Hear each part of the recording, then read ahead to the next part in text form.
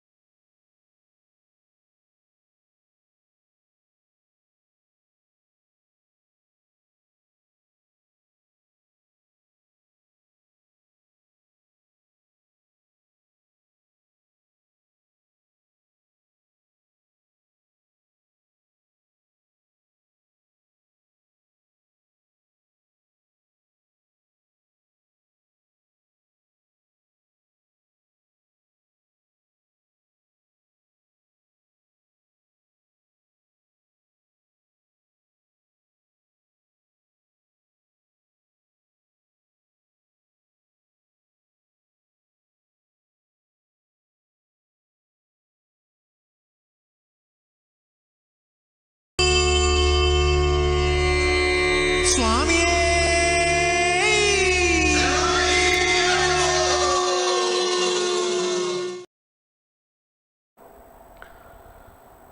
ಓಂ ಸ್ವಾಮಿಯೇ ಶರಣಮಯ್ಯಪ್ಪ.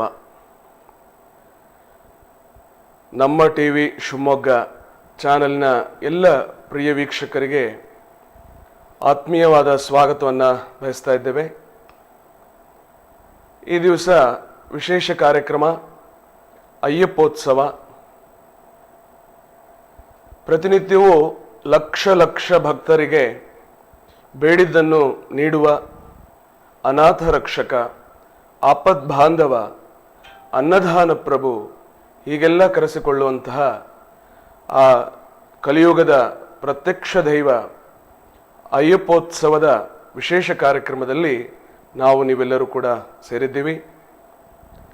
ಈ ವಿಶೇಷ ಕಾರ್ಯಕ್ರಮ ನಮ್ಮ ಶಿವಮೊಗ್ಗದ ಕಣ್ಣಿಗೆ ಕಾಣುವ ಅಯ್ಯಪ್ಪ ಭಗವಂತ ಮತ್ತು ಭಕ್ತರ ನಡುವೆ ದೊಡ್ಡ ಸೇತುವೆಯಾಗಿ ನಮಗೆ ಹಲವು ದಶಕಗಳ ಕಾಲ ಮಾರ್ಗದರ್ಶನವನ್ನು ಮಾಡಿದಂತಹ ಗುರು ಸಮಾನರಾಗಿರುವಂತಹ ನಡೆದಾಡುವ ಅಯ್ಯಪ್ಪ ಎಂದೇ ಖ್ಯಾತಿಯನ್ನು ಪಡೆದಂತಹ ಪರಮ ಪೂಜ್ಯ ರೋಜಾ ಷಣ್ಮುಗಂ ಮಹಾಸ್ವಾಮಿಗಳವರ ಜನ್ಮ ದಿನೋತ್ಸವದ ಅಂಗವಾಗಿ ಅವರ ಶಿಷ್ಯವೃಂದದವರೆಲ್ಲ ಸೇರಿ ಶಿವಮೊಗ್ಗ ನಗರದಲ್ಲಿ ಪ್ರಪ್ರಥಮವಾಗಿ ಅಯ್ಯಪ್ಪೋತ್ಸವ ಎಂಬ ವಿಶೇಷ ಕಾರ್ಯಕ್ರಮವನ್ನು ಆಯೋಜನೆ ಮಾಡಿದ್ದಾರೆ. ಈ ಕಾರ್ಯಕ್ರಮದ ಕುರಿತಾಗಿ ಈ ವಿಶೇಷ ಸಂಚಿಕೆಯನ್ನು ಇವತ್ತು ನಡೆಸ್ತಾ ಇದ್ದೇವೆ. ಈ ಎಲ್ಲ ಕಾರ್ಯಕ್ರಮಗಳ ವಿಶೇಷತೆಯನ್ನು, ಇದರ ಮಾಹಿತಿಯನ್ನು ತಿಳಿಸಲಿಕ್ಕಾಗಿ ಅಂತಾರಾಷ್ಟ್ರೀಯ ಅಯ್ಯಪ್ಪ ಸ್ವಾಮಿ ಸೇವಾ ಸಮಿತಿಯ ಅಧ್ಯಕ್ಷರು, ವಿಶ್ವದ 25ಕ್ಕೂ ಹೆಚ್ಚು ರಾಷ್ಟ್ರಗಳನ್ನು ಪ್ರವಾಸ ಮಾಡಿ ಮತ್ತು ಅಯ್ಯಪ್ಪ ಸ್ವಾಮಿಯ ಪರಮ ಭಕ್ತರು ಕಳೆದ 45ಕ್ಕೂ ಹೆಚ್ಚು ವರ್ಷಗಳ ಕಾಲ ಅಯ್ಯಪ್ಪನ ಮಾಲೆಯನ್ನು ಧರಿಸಿ ಅಯ್ಯಪ್ಪನ ಕೃಪೆಗೆ ಪಾತ್ರರಾಗಿರುವಂತಹ ಮತ್ತು ರೋಜಾ ಷಣ್ಮುಗಂ ಮಹಾಸ್ವಾಮೀಜಿಯವರ ಸುಪುತ್ರರೂ ಆಗಿರುವಂತಹ ಶ್ರೀ ಶಬರೀಶ್ ರೋಜಾ ಷಣ್ಮುಗಂ ಅವರು ನಮ್ಮೊಂದಿಗಿದ್ದಾರೆ. ಅವರಿಗೆ ನಿಮ್ಮೆಲ್ಲರ ಪರವಾಗಿ ಸ್ವಾಗತ, ಸುಸ್ವಾಗತ. ಸ್ವಾಮಿ ಶರಣು. ಸ್ವಾಮಿಯೇ ಶರಣಮಯ್ಯಪ್ಪ. ಸ್ವಾಮಿ ಶರಣು. ಸ್ವಾಮೀಜಿ, ಅಯ್ಯಪ್ಪ ಅಂದ ಕೂಡಲೇ ನಮಗೆ ನೆನಪಾಗುವುದು ಕೇರಳದ ಆ ಮೂಲ ಸನ್ನಿಧಾನ, ದೂರದ ಆ ಸನ್ನಿಧಾನಕ್ಕೂ ಶಿವಮೊಗ್ಗದಿಂದ ಪ್ರತಿ ವರ್ಷ ಹೊರಡುವಂತಹ ಸಹಸ್ರಾರು ಲಕ್ಷಾಂತರ ಭಕ್ತರಿಗೆ ಒಂದು ಗುರುಸ್ಥಾನದಲ್ಲಿದ್ದು ಮಾರ್ಗದರ್ಶನ ಮಾಡಿದಂಥವರು ಪೂಜ್ಯ ರೋಜಾ ಷಣ್ಮುಖಂ ಸ್ವಾಮೀಜಿಯವರು, ತಮ್ಮ ತಂದೆಯವರು. ಅವರ ಜನ್ಮ ದಿನೋತ್ಸವದ ನಿಮಿತ್ತವಾಗಿ ಅವರ ಇಡೀ ಶಿಷ್ಯವೃಂದದವರು ಮತ್ತು ನಿಮ್ಮೆಲ್ಲರ ಇಡೀ ಕುಟುಂಬದ ಅವರ ಅಭಿಮಾನಿಗಳ ಒಂದು ಸಹಕಾರದಿಂದ ಈ ಕಾರ್ಯಕ್ರಮವನ್ನು ಯೋಜನೆ ಮಾಡಿದ್ದೀರಿ. ಈ ಕಾರ್ಯಕ್ರಮದ ಕುರಿತಾಗಿ ಪ್ರಾರಂಭದಲ್ಲಿ ತಾವು ಅದರ ವಿಶೇಷತೆಗಳು ಏನಿದೆ ಅನ್ನೋದ್ರ ಬಗ್ಗೆ ನಮ್ಮ ಪ್ರೇಕ್ಷಕರಿಗೆ ತಿಳಿಸ್ಕೊಡ್ಬೇಕು ಅಂತ ಹೇಳಿ ವಿನಂತಿ ಮಾಡ್ತೇನೆ. ಖಂಡಿತ ಸ್ವಾಮಿ. ಸ್ವಾಮಿ ಶರಣು. ಎಲ್ಲರಿಗೂ ಮತ್ತೊಮ್ಮೆ ಅಯ್ಯಪ್ಪದ ಕುಟುಂಬದಸ್ಥರಿಂದ ನಮ್ಮ ವಂದನೆಗಳು. ರೋಜಾ ಷಣ್ಮುಖಂ ಗುರುಗಳು ನಮ್ಮ ಶಬರೀಶ್ ಸ್ವಾಮಿ ಹೇಳಿದಂಗೆ ಸುಮಾರು 55 ವರ್ಷಕ್ಕಿಂತ ಮೇಲೆ ಶಬರಿಮಲೆ ಯಾತ್ರೆ ಮಾಡ್ತಾಯಿದ್ರು. ಮುಖ್ಯವಾಗಿ ಅವರು ಇಲ್ಲಿಂದ ಭಕ್ತವೃಂದವನ್ನು ಕರ್ಕೊಂಡು ಹೋಗಿದ್ದು, ವರ್ಷ ಸಾವಿರಗಟ್ಟಲೆ ಭಕ್ತವೃಂದನ ಶಬರಿಮಲೆಗೆ ಕರ್ಕೊಂಡು ಹೋಗಿ ಎಲ್ಲಕ್ಕಿಂತ ಮಿಗಿಲಾಗಿ ಅಯ್ಯಪ್ಪನ ಸೇವೆಗೋಸ್ಕರ ಅವರಿಗೆ ನಡೆದಾಡುವ ಅಯ್ಯಪ್ಪ ಅಂತಲೇ ಹೆಸರಿಟ್ಟಿದ್ದರು ಇಲ್ಲಿನ ಭಕ್ತಾದಿಗಳೆಲ್ಲ. ಅವರ ಹಾದಿಯಲ್ಲಿ ಅವರು ನೆಟ್ಟಿದ ಮರದ ಕೆಳಗೆ ನಾವು ನೆಡಬೇಕು ಸಸಿಗಳನ್ನು ಅಂತ ಹೇಳಿ ನಾವು ಭಾಳ ಯೋಚನೆ ಮಾಡ್ತಾಯಿದ್ವಿ. ಬಹಳ ಮುಖ್ಯವಾಗಿ ಸ್ವಾಮಿ, ನಾವು 8 ತಿಂಗಳು ಮಗುವಾಗಿದ್ದಾಗ, ನಾ ಹುಟ್ಟುವಾಗ ನಮ್ಮ ಅಮ್ಮ ಅವ್ರ ಕೈಯಲ್ಲಿ ಕೊಟ್ಟು ಇವರನ್ನ ಶಬರಿಮಲೆಗೆ ಕರ್ಕೊಂಡು ಹೋಗಿ ಇನ್ನು ಧೈರ್ಯದಿಂದ ಕಳಿಸ್ಕೊಟ್ರು. ಅವತ್ತು ಕರ್ಕೊಂಡು ಹೋಗಿದ್ದು ಇವತ್ತವರೆಗೂ ನಾವು ಬೆಳೆಸ್ತಾ ಹೋಗ್ತಾ ಇದ್ದೀವಿ. ಸ್ವಾಮಿಗಳು ಹೇಳಿದಾಗ 25 ರಾಷ್ಟ್ರ ಸುಟ್ಟಿದ್ರು, ನಮ್ಮ ಅಯ್ಯಪ್ಪ ಸೇವೆ ಯಾವತ್ತೂ ನಾವು ಬಿಡಲಿಲ್ಲ. ಗುರುಗಳ ವಿಶೇಷತೆ, ನಾನು ಹುಟ್ಟಬೇಕಾದ್ರೆ ಶಬರೀಶ ಅಂತ ಇದ್ದರು. 1970ರ ದಶಕದಲ್ಲಿ ಬಹುಶಃ ನಾನು ಮೊದಲನೇ ಶಬರೀಶ ಆಗಿರಬಹುದು. ಸ್ವಾಮಿಗಳು ನಾವು ಆದಮೇಲೆ ಬಂದರು. ಈಗ ಹಲವಾರು ಸಾವಿರ ಶಬರೀಶಗಳು ಬಂದಿದ್ದಾರೆ. ಏನಕ್ಕೆ ಹೆಸರಿಟ್ಟರು? ಆಗಿನ ಕಾಲದಲ್ಲಿ ಎಷ್ಟೋ ಜನಕ್ಕೆ ಶಬರೀಶ ಅಂದರೆ ಏನು ಅನ್ನೋ ಅರ್ಥ ಗೊತ್ತಿರಲಿಲ್ಲ. ಸೊ ಅವರು, ನಾನು ಹುಟ್ಟಿದಾಗಲೇ ಅವರ ಮನಸ್ಸಲ್ಲಿ ಏನಿತ್ತು ಅಂದರೆ, ಈ ಶಬರೀಶ ಅನ್ನೋದು ಪ್ರಪಂಚ ಪೂರ್ತಿ ಗೊತ್ತಾಗಬೇಕು. ಯಾರೇ ಆಗಲಿ ಶಬರೀಶನ ಅರ್ಥ ಏನು ಅಂತ ಹೇಳಿದಾಗ ಶಬರೀಶನ ಅರ್ಥವನ್ನು ನನ್ನ ಮುಂದಿನ ಪೀಳಿಗೆ ವಿವರಿಸಬೇಕು, ಅದರಿಂದ ಅಯ್ಯಪ್ಪನ ಸೇವೆ ಮಾಡಬೇಕು ಅನ್ನೋ ಒಂದು ಇಚ್ಛೆ ಅವರಲ್ಲಿತ್ತು. ಅದನ್ನು ನಾವು ಮುಂದುವರಿಸ್ತಾ ಹೋಗ್ತಾ ಇರಬೇಕಾದ್ರೆ ಮೊನ್ನೆ ಗುರುಗಳು ತೀರ್ಮಾನ ಮಾಡಿ, ನಾನು ಇಲ್ಲಿ ನಿಮ್ಮ ಜೊತೆಗೆ ಇರಲ್ಲ, ಆದರೆ ಮೇಲಿಂದ ನಿಮ್ಮ ಸಹಕಾರ ಮಾಡ್ತಾ ಇರ್ತೀನಿ ಅಂತ ಹೇಳಿ ಹೋದರು. ಭಕ್ತರಿಂದ ಎಲ್ಲ ಬಂದು, ಸ್ವಾಮಿಗಳೇ ಎಲ್ಲ ಹಬ್ಬಗಳು ಇದ್ದಾವೆ ಶಿವಮೊಗ್ಗದಲ್ಲಾಗಲಿ ಪ್ರಪಂಚದಲ್ಲಾಗಲಿ, ದೀಪಾವಳಿ ಇದೆ, ಹೋಲಿ ಇದೆ, ಎಲ್ಲ ಹಬ್ಬ ಇದೆ. ಆದರೆ ಅಯ್ಯಪ್ಪನಿಗೆ ಸಂಕ್ರಾಂತಿಲಿ ಮಕರ ಜ್ಯೋತಿ ಮಾಡ್ತೀವಿ, ಆದರೆ ಅಯ್ಯಪ್ಪನಿಗೆ ಅಂತ ಯಾಕೊಂದು ಉತ್ಸವ ಮಾಡಬಾರ್ದು ಅಂತ ಆಲೋಚಿಸಿದರು. ತಕ್ಷಣ ನಮಗೆ ಅನಿಸಿದ್ದು ಹೌದು, ಯಾಕಂದರೆ ಎಲ್ಲ ವರ್ಷ ಅಯ್ಯಪ್ಪ ಸ್ವಾಮಿಗಳು ಬರ್ತಾರೆ, ಅದಕ್ಕೆ ಗುರುಗಳ ಹುಟ್ಟಿದಬ್ಬದ ಪ್ರಯುಕ್ತ ಅಯ್ಯಪ್ಪೋತ್ಸವ ಅಂತಲೇ ಮಾಡೋಣ ಅಂತ. ಈ ಅಯ್ಯಪ್ಪೋತ್ಸವ ವಿಶೇಷವಾಗಿ ಶಬರಿಮಲೆಯ ಮೇಲ್ಶಾಂತಿ. ಮೊದಲನೇ ಬಾರಿಗೆ ಅವರು ನಮ್ಮ ಹತ್ರ ದೂರವಾಣಿಯಲ್ಲಿ ಮಾತಾಡಬೇಕಾದ್ರೆ ಗುರುಗಳ ಬಗ್ಗೆ ವಿಚಾರಿಸಿದರು. ಸರಿ, ನಿಮ್ಮ ಮನೆಗೆ ಬಂದು ನಿಮ್ಮನ್ನೆಲ್ಲ ಕುಶೋಪಚಾರ ವಿಚಾರಿಸ್ತೀನಿ ಅಂದಾಗ, ಸ್ವಾಮಿ ನಾವು ಮಾತ್ರ ಅಲ್ಲ, ನಮ್ಮ ಕುಟುಂಬನೇ ಅಯ್ಯಪ್ಪ ಭಕ್ತಾದಿಗಳು, ಇಲ್ಲಿರೋ ಶಿವಮೊಗ್ಗ ಕರ್ನಾಟಕದ ಜನತೆ, ಸೊ ನೀವು ಬಂದಾಗ ಎಲ್ಲರೂ ನೋಡಿ ಆಶೀರ್ವದಿಸಬೇಕು ಅಂದಾಗ ಅವರು ಒಪ್ಕೊಂಡ್ರು. ಅಯ್ಯಪ್ಪೋತ್ಸವದ ಇನ್ನೊಂದು ವಿಶೇಷ ಅಂದರೆ, ಎಲ್ಲ ಸಲ ಈಗ ನಮ್ಮ ಅಮ್ಮ ನನ್ನನ್ನು ತೆಗೆದು ಗುರುಗಳ ಕೈಗೆ ಕೊಟ್ಟು ಶಬರಿಮಲೆಗೆ ಹೋಗು ಅಂದಾಗ ಅವರಿಗೆ ಎಷ್ಟು ಧೈರ್ಯ ಇರ್ಬೋದು, ದೇವರ ಮೇಲಿನ ನಂಬಿಕೆ. ನಮ್ಮ ಮನಸ್ಸಲ್ಲಿ ಅವಾಗಿಂದ ಒಂದೇ ಒಂದಿತ್ತು, ಅಮ್ಮ ನಮ್ಮ ಜೊತೆಗೆ ದೇವಸ್ಥಾನಕ್ಕೆ ಬರಲ್ಲ, ಶಿವಮೊಗ್ಗದಲ್ಲಿರೋ ಮಾಲಿಗಾಪುರಂ ಎಲ್ಲರೂ ಕಳಿಸ್ಕೊಡ್ತಾರೆ ಅಂತ. ಒಂದೇ ಒಂದು ನಾನು ಎಲ್ಲರ ಹತ್ರ ಕೇಳ್ತಾ ಇದ್ದೆ, ಅಯ್ಯಪ್ಪನಿಗೆ ತುಂಬ ಸೇವೆ ಮಾಡಿದವ್ರು ಯಾರು ಹೇಳಿ ಅಂತ. ಕೆಲವರು ಹೇಳೋರು ಗುರುಸ್ವಾಮಿಗಳು, ಕೆಲವರು ಕನ್ನಿಸ್ವಾಮಿಗಳು, ಕೆಲವರು ಮಣಿಕಂಠ ಸ್ವಾಮಿ ಅಂತ. ನಾನು ಅವಾಗ ಹೇಳ್ತಾ ಇದ್ದೆ, ಇಲ್ಲ, ಮನೇಲಿರೋ ಮಾಳಿಗಾಪುರಂ ಸ್ವಾಮಿಗಳು. ಯಾಕೆಂದರೆ ಅವರು ಮಾಡಿ ಧೈರ್ಯ, ನಾವು ಹೋಗಿ ಬರೋ ತನಕ ಮನೇನ ನೋಡಿಕೊಂಡು ದೀಪ ಬೆಳಗಿಸಿ ನಮ್ಮನ್ನು ಕಳಿಸ್ಕೊಟ್ಟು ನೋಡ್ಕೋತಾರೆ. ಆದರೆ ಅವರು ಶಬರಿಮಲೆಗೆ ಈಗ ಬರೋಕ್ಕಾಗ್ತಾ ಇಲ್ಲ, ಅದರಿಂದ ಅಲ್ಲಿಂದ ಯಾಕೆ ನಾವು ಯಾರನ್ನಾರು ಕರೆಸಬಾರ್ದು ಅನ್ನೋ ಆಲೋಚನೆ ಬಂದಾಗ ಈ ಸಲ ಬರುತ್ತಿರುವ ಮೇಲ್ಶಾಂತಿ, ವಿಶೇಷವಾಗಿ ಶಬರಿಮಲೆಯಿರೋ ಮಾಲಿಗಾಪುರಮ್ಮ ದೇವಸ್ಥಾನ ನೋಡ್ಕೊಳ್ಳೋ ಮೇಲ್ಶಾಂತಿ ಅವರು ಬರ್ತಾ ಇದ್ದಾರೆ. ಸೊ ಎಲ್ಲ ಸಹಸ್ರಾರು ಕುಟುಂಬ ಸಮೇತ ಬರಲಿ. ಅಯ್ಯಪ್ಪ ಅಂದ ತಕ್ಷಣ ಎಲ್ಲರೂ ಅಯ್ಯಪ್ಪ ಸ್ವಾಮಿವಾರಗಳು ಮಾತ್ರ ಅನ್ಕೋತಾರೆ. ಈ ಸಲ ಅದು ಮಾತ್ರ ಅಲ್ಲ, ಮನೇಲಿರೋರು ಎಲ್ಲರೂ ಬರಲಿ ಅಂತ ಈ ಅಯ್ಯಪ್ಪೋತ್ಸವನ ನಾವು ಆಚರಿಸ್ತಾ ಇದ್ದೀವಿ ಸ್ವಾಮಿ. ಸ್ವಾಮೀಜಿ, ತಾವೇ ತಿಳಿಸಿದಾಗೆ ಈ ಕಾರ್ಯಕ್ರಮದ ವಿಶೇಷತೆಗಳ ಜೊತೆಯಲ್ಲಿ ಶಿವಮೊಗ್ಗ ನಗರದಲ್ಲಿ ಮಾತ್ರವಲ್ಲದೆ ಜಿಲ್ಲೆ ಆಗಿರ್ಬೋದು, ಇಡೀ ರಾಜ್ಯದಲ್ಲಾಗಿರ್ಬೋದು, ನಮ್ಮ ಪೂಜ್ಯನೀಯ ರೋಜಾ ಷಣ್ಮುಖಂ ಸ್ವಾಮೀಜಿಯವರು 5 ದಶಕಗಳ ಹೆಚ್ಚು ಕಾಲ ಅವರು ತಮ್ಮ ಇಡೀ ಜೀವನವನ್ನು ಅಯ್ಯಪ್ಪನ ಸೇವೆಗಾಗಿ, ಅಯ್ಯಪ್ಪನ ಪ್ರಚಾರಕ್ಕಾಗಿ, ಪ್ರತಿ ಮನೆಗೂ ಕೂಡ ಇವತ್ತು ಅಯ್ಯಪ್ಪ ಮಾಲಾಧಾರಿಗಳಿದ್ದಾರೆ ಅಂದರೆ ಅದಕ್ಕೆ ಪೂಜ್ಯ ಸ್ವಾಮೀಜಿ ಅವರು ಬಹಳ ದೊಡ್ಡ ಪ್ರಮಾಣದಲ್ಲಿ ಒಂದು ಜಾಗೃತಿಯನ್ನು ಉಂಟು ಮಾಡಿದ್ದಾರೆ. ಹಾಗಿದ್ರೆ ಅವರ ಕಾಲದ ಘಟ್ಟಗಳಲ್ಲಿ ಅವರಿಗೆ ಹೇಗೆ ಈ ಪ್ರೇರಣೆ ಸಿಕ್ತು? ಅಯ್ಯಪ್ಪನಲ್ಲಿ ಆ ಭಕ್ತಿ ಅವರಿಗೆ ಹೇಗೆ ಸಾಧ್ಯ ಆಯಿತು? ಇದರ ಹಿಂದೆ ಅವರಿಗೆ ಯಾರಾದರೂ ಒಂದು ಗುರು ಸ್ಥಾನದಲ್ಲಿ ಇದ್ದವರಿಗೆ ಮಾರ್ಗದರ್ಶನ ಮಾಡಿದ್ದಾರಾ, ಅಥವಾ ಅದು ದೈವ ಬಲವ? ಇದರ ಕುರಿತಾಗಿ ನಮಗೆ ದಯಮಾಡಿ ತಾವು ತಿಳಿಸ್ಕೊಡ್ಬೇಕು. ಸ್ವಾಮಿ ಶರಣು. ಗುರುಗಳು ಹುಟ್ಟಿದ್ದು ದಿಂಡಿಕಲ್ ಎಂಬ ಪ್ರಾಂತ, ತಮಿಳುನಾಡಲ್ಲಿರುವ ದಿಂಡಿಕಲ್ ಪ್ರಾಂತ್ಯದಲ್ಲಿ. ಸಣ್ಣಲ್ಲಿರಬೇಕಾದ್ರೆ ಅವರಿಗೂ ಧಾರ್ಮಿಕ ಭಾವನೆಗಳು ಸಣ್ಣಲಿಂದ ತುಂಬ ಬೆಳೀತಾ ಬಂತು. ಅಲ್ಲಿ ಒಂದು ಮಾರಿಯಮ್ಮ ದೇವಸ್ಥಾನ ಅಂತ ಇದೆ ದಿಂಡಕಲ್ಲಲ್ಲಿ. ಆ ದೇವಸ್ಥಾನಕ್ಕೆ ವಿಶೇಷವಾಗಿ ಬಾಲ್ಯದಲ್ಲೇ ಹೋಗಿ ತುಂಬ ಹೊತ್ತು ಕೂತಿರೋರು. ಅವರು ಸಣ್ಣಲ್ಲಿರಬೇಕಾದ್ರೆ ಬಹಳ ಪವಾಡಗಳನ್ನು ನೋಡ್ತಾ ಇದ್ದರು. ಅಲ್ಲಿ ಮುರುಗನ್ ಪಳನಿ ದೇವಸ್ಥಾನ ಇದೆ, ತುಂಬ ಜನ ಪಳನಿಗೆ ಹೋಗಿರ್ತೀರ. ಅಲ್ಲಿ ಸುಬ್ರಹ್ಮಣ್ಯ ದೇವಸ್ಥಾನಕ್ಕೆ ಒಂದು ಸಲ ಹೋದಾಗ ಒಂದು ಮೌನ ಸ್ವಾಮಿಗಳೊಬ್ಬರು ಕೂತಿರೋರು. ಆಗ ನಾನು ಹೇಳ್ತಾ ಇರೋದು 1950-60ರಲ್ಲಿ. ಇವರಿನ್ನೂ ಬಾಲಕರವಾಗ. ಇವರು ಡೈಲಿ ಹೋಗಿ ಅವ್ರ ಹತ್ರ ಮಾತಾಡಬೇಕಾದ್ರೆ ಅವರು ಮಾತಾಡಲ್ಲ. ಸ್ವಾಮಿಗೆ ಯಾಕೆ ಮಾತಾಡಲ್ಲ ಅನ್ನೋ ಬಹಳ ಒಂದು ಕುತೂಹಲ ಇತ್ತು. ಅಷ್ಟು ಶಿಷ್ಯರು ಇರ್ತಾಯಿದ್ರು ಅವ್ರನ್ನ ನೋಡೋಕ್ಕೆ ಬರೋರು ಎಲ್ಲರೂ. ಅಷ್ಟು ಭಕ್ತಾದಿಗಳ ಮಧ್ಯೆ ಆ ಸ್ವಾಮಿ ಇವ್ರನ್ನ ಮಾತ್ರ ಕರೆಯೋರು. ಒಂದು ದಿವಸ ಕರೆದುಬಿಟ್ಟು ತೊಡೆ ಮೇಲೆ ಒಂದು ತೊಟ್ಟು ತಟ್ಟಿದ್ದಾರೆ ಸ್ವಾಮಿಗೆ. ಇವ್ರಿಗೇನಾಯಿತು ಗೊತ್ತಿಲ್ಲ, ಮೈಯಲ್ಲೆಲ್ಲ ಒಂದು ವೈಬ್ರೇಷನ್ ಬಂತು. ಅದ್ರ ಮಾರನೇ ದಿವಸ ಸ್ವಾಮಿಗಳು ಐಕ್ಯರಾಗಿ ಹೋದರು. ಅವತ್ತಿಂದ ಅವರಲ್ಲಿ ಏನಿತ್ತೋ ಅದನ್ನು ಇವರಿಗೆ ಟ್ರಾನ್ಸ್ಫರ್ ಆಯಿತು. ಅಲ್ಲಿಂದ ಶುರುವಾದ ಅವರ ಸ್ಪಿರಿಚುವಲ್ ಜರ್ನಿ ಶಿವಮೊಗ್ಗ ತನಕ ಬಂತು. ಶಿವಮೊಗ್ಗದಲ್ಲಿ ಬಂದಾಗ ಆಲ್ರೆಡಿ ಅವರು ಶಬರಿಮಲೆಗೆ ಹೋಗಿ ಬಂದಿದ್ದರು. ಇಲ್ಲಿ 2 ದೇವಸ್ಥಾನಗಳಿತ್ತು, ಆ ದೇವಸ್ಥಾನದಲ್ಲಿ ಸೇವೆ ಮಾಡ್ತಾಯಿದ್ರು. ಆದರೆ ಅವ್ರ ಮನಸ್ಸಲ್ಲಿ ಒಂದೇ ಒಂದಿತ್ತು, ಅಯ್ಯಪ್ಪ ಅನ್ನೋದು ಯಾವ ಪಂಗಡಕ್ಕೋ, ಯಾವ ಜನಾಂಗಕ್ಕೋ, ಯಾವ ರಾಜ್ಯಕ್ಕೋ ಸೀಮಿತವಾಗಿಲ್ಲ. ಅಯ್ಯಪ್ಪ ಅನ್ನೋದು ಎಲ್ಲರ ಮನಸ್ಸಿನಲ್ಲೂ ಇರಬೇಕು ಅಂಥೇಳಿ ಸಾರ್ವಜನಿಕ ಅಯ್ಯಪ್ಪ ಸ್ವಾಮಿ ದೇವಸ್ಥಾನ ಅಂತ ಮೊದಲನೇ ಬಾರಿಗೆ ರಾಮನ್ ಶೆಟ್ಟಿ ಪಾರ್ಕ್ ಹತ್ತ ಸ್ಥಾಪನೆ ಮಾಡಿದ್ರು. ಅದು ಮಾಡಿದಾಗ ಎಲ್ಲರೂ ಸೇರಿ ಮಾಡಬೇಕು, ಎಲ್ಲರೂ ಕೂಡಬೇಕು ಅನ್ನೋ ಅವರ ಭಾವನೆ ಇತ್ತು. ನೀವು ಹೇಳಿದಾಗ ಅಯ್ಯಪ್ಪ ಅಂದ ತಕ್ಷಣ ಶಬರಿಮಲೆಗೆ ಹೋಗೋದು ಮಾತ್ರ ಅಲ್ಲದೆ ವಿಶೇಷವಾಗಿ ದೀಪೋತ್ಸವನ ಮಾಡಿದ್ರು. ಮಕರ ಸಂಕ್ರಾಂತಿ ಯಾವಾಗ ಶಬರಿಮಲೆಯಲ್ಲಿ ಬೆಳೆಯುತ್ತೋ ಇವರೇನು ಮಾಡ್ತಾಯಿದ್ರು, ನವಂಬರಿಂದನೇ ಅದನ್ನು ಸ್ಟಾರ್ಟ್ ಮಾಡ್ತಾಯಿದ್ರು. ಮಕರ ಬೆಳಕು ಪೂಜಾ ಅಂತ ವಿಶೇಷವಾಗಿ. ಆ ಪೂಜೆಯಲ್ಲಿ ವಿಶೇಷತೆ ಏನು ಅಂದರೆ ಬೆಳಗಿನ ಜಾವ 3:30ಗೆ ಸ್ಟಾರ್ಟ್ ಆಗೋದು. ಮುಂಚೆ 5 ಜನ ಬರೋರು, 10 ಆಯಿತು. ಕೊನೆಗೆ ಶಿವಮೊಗ್ಗ ಇಡೀ ಒಂದೊಂದು ಏರಿಯಾದಿಂದ ಬಸ್ ಬಂದರು. ಮಾಲಿಗಾಪುರಂ ಸ್ವಾಮಿಗಳೆಲ್ಲ ಬಂದು ಅದರಲ್ಲಿ ಸಕ್ರಿಯವಾಗಿ ಪಾಲ್ಗೊಂಡು ಇವತ್ತಿಗೂ ಅವರೆಲ್ಲ ಗುರುಗಳ ನೆನೆಸ್ತಾ ಇರ್ತಾರೆ.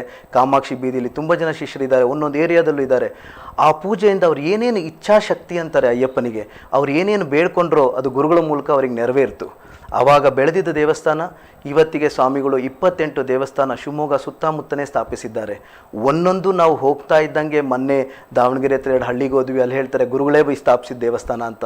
ನಾವು ಹೇಗೆ ಒಳಗೆ ಹೋಗ್ತಾ ಇದೀವೋ ಅಷ್ಟು ಇನ್ನು ಹಲವಾರು ದೇವಸ್ಥಾನಗಳು ಒಳಗೆ ಬರ್ತಾ ಇದೆ. ಇದೆಲ್ಲ ಶಕ್ತಿ ಬಾಲ್ಯದಿಂದನೇ ಅವರಲ್ಲಿ ಕ್ರೋಢೀಕೃತವಾಗ್ಬಿಟ್ಟು ಅದನ್ನು ಇನ್ನೂ ದೊಡ್ಡದು ಮಾಡಬೇಕು ಅನ್ನೋ ಅವರ ಆಸೆ. ಈಗ ನಾವೆಲ್ಲ ಸೇರಿ ನೆರವೇರಿಸಬೇಕು ಅನ್ನೋದು ನಮ್ಮ ಒಂದು ಇಚ್ಛೆಯಾಗಿದೆ ಸ್ವಾಮಿ. ಸ್ವಾಮೀಜಿ ತಾವೇ ಹೇಳಿದ ಹಾಗೆ ಹಲವಾರು ದಶಕಗಳ ಹಿಂದಿನಿಂದ ನಮ್ಮ ರೋಜಾ ಷಣ್ಮುಗಂ ಸ್ವಾಮೀಜಿಯವರು ಈ ಒಂದು ಮಾರ್ಗದಲ್ಲಿ ತಮ್ಮನ್ನು ತಾವು ಪೂರ್ಣವಾಗಿ ತೊಡಗಿಸ್ಕೊಂಡಿದ್ದಾರೆ. ಒಬ್ಬ ಸಾಮಾನ್ಯ ಸಾಧಕನಾಗಲಿಕ್ಕೆ, ಒಬ್ಬ ಭಕ್ತ ಭಗವಂತನಾಗಲಿಕ್ಕೆ ನಮಗೆ ಅವರು ಒಬ್ಬ ಉತ್ತಮ ನಿದರ್ಶನ.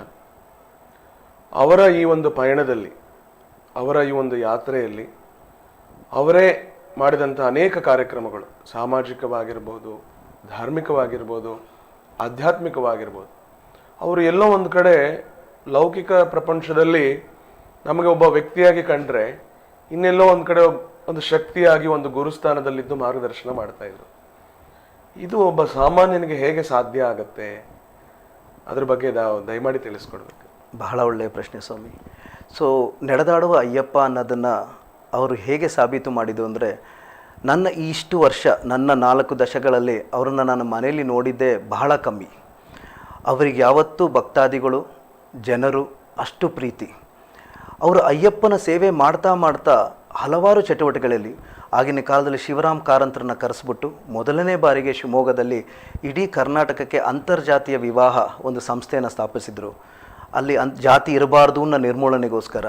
ಅದೇ ಥರ ಲಯನ್ಸ್ ಕ್ಲಬ್ನಲ್ಲಿ ಸಕ್ರಿಯವಾಗಿ ಪಾಲ್ಗೊಂಡ್ರು. 80ರ ದಶಕದಲ್ಲಿ ಮಳೆ ಜೋರಾಗಿ ಬಂದು ಮನೆಗಳೆಲ್ಲ ಮುಳುಗಬೇಕಾದ್ರೆ ನಿಂತ್ಕೊಂಡು ಅದನ್ನೆಲ್ಲ ಕಾಪಾಡಿದ್ರು.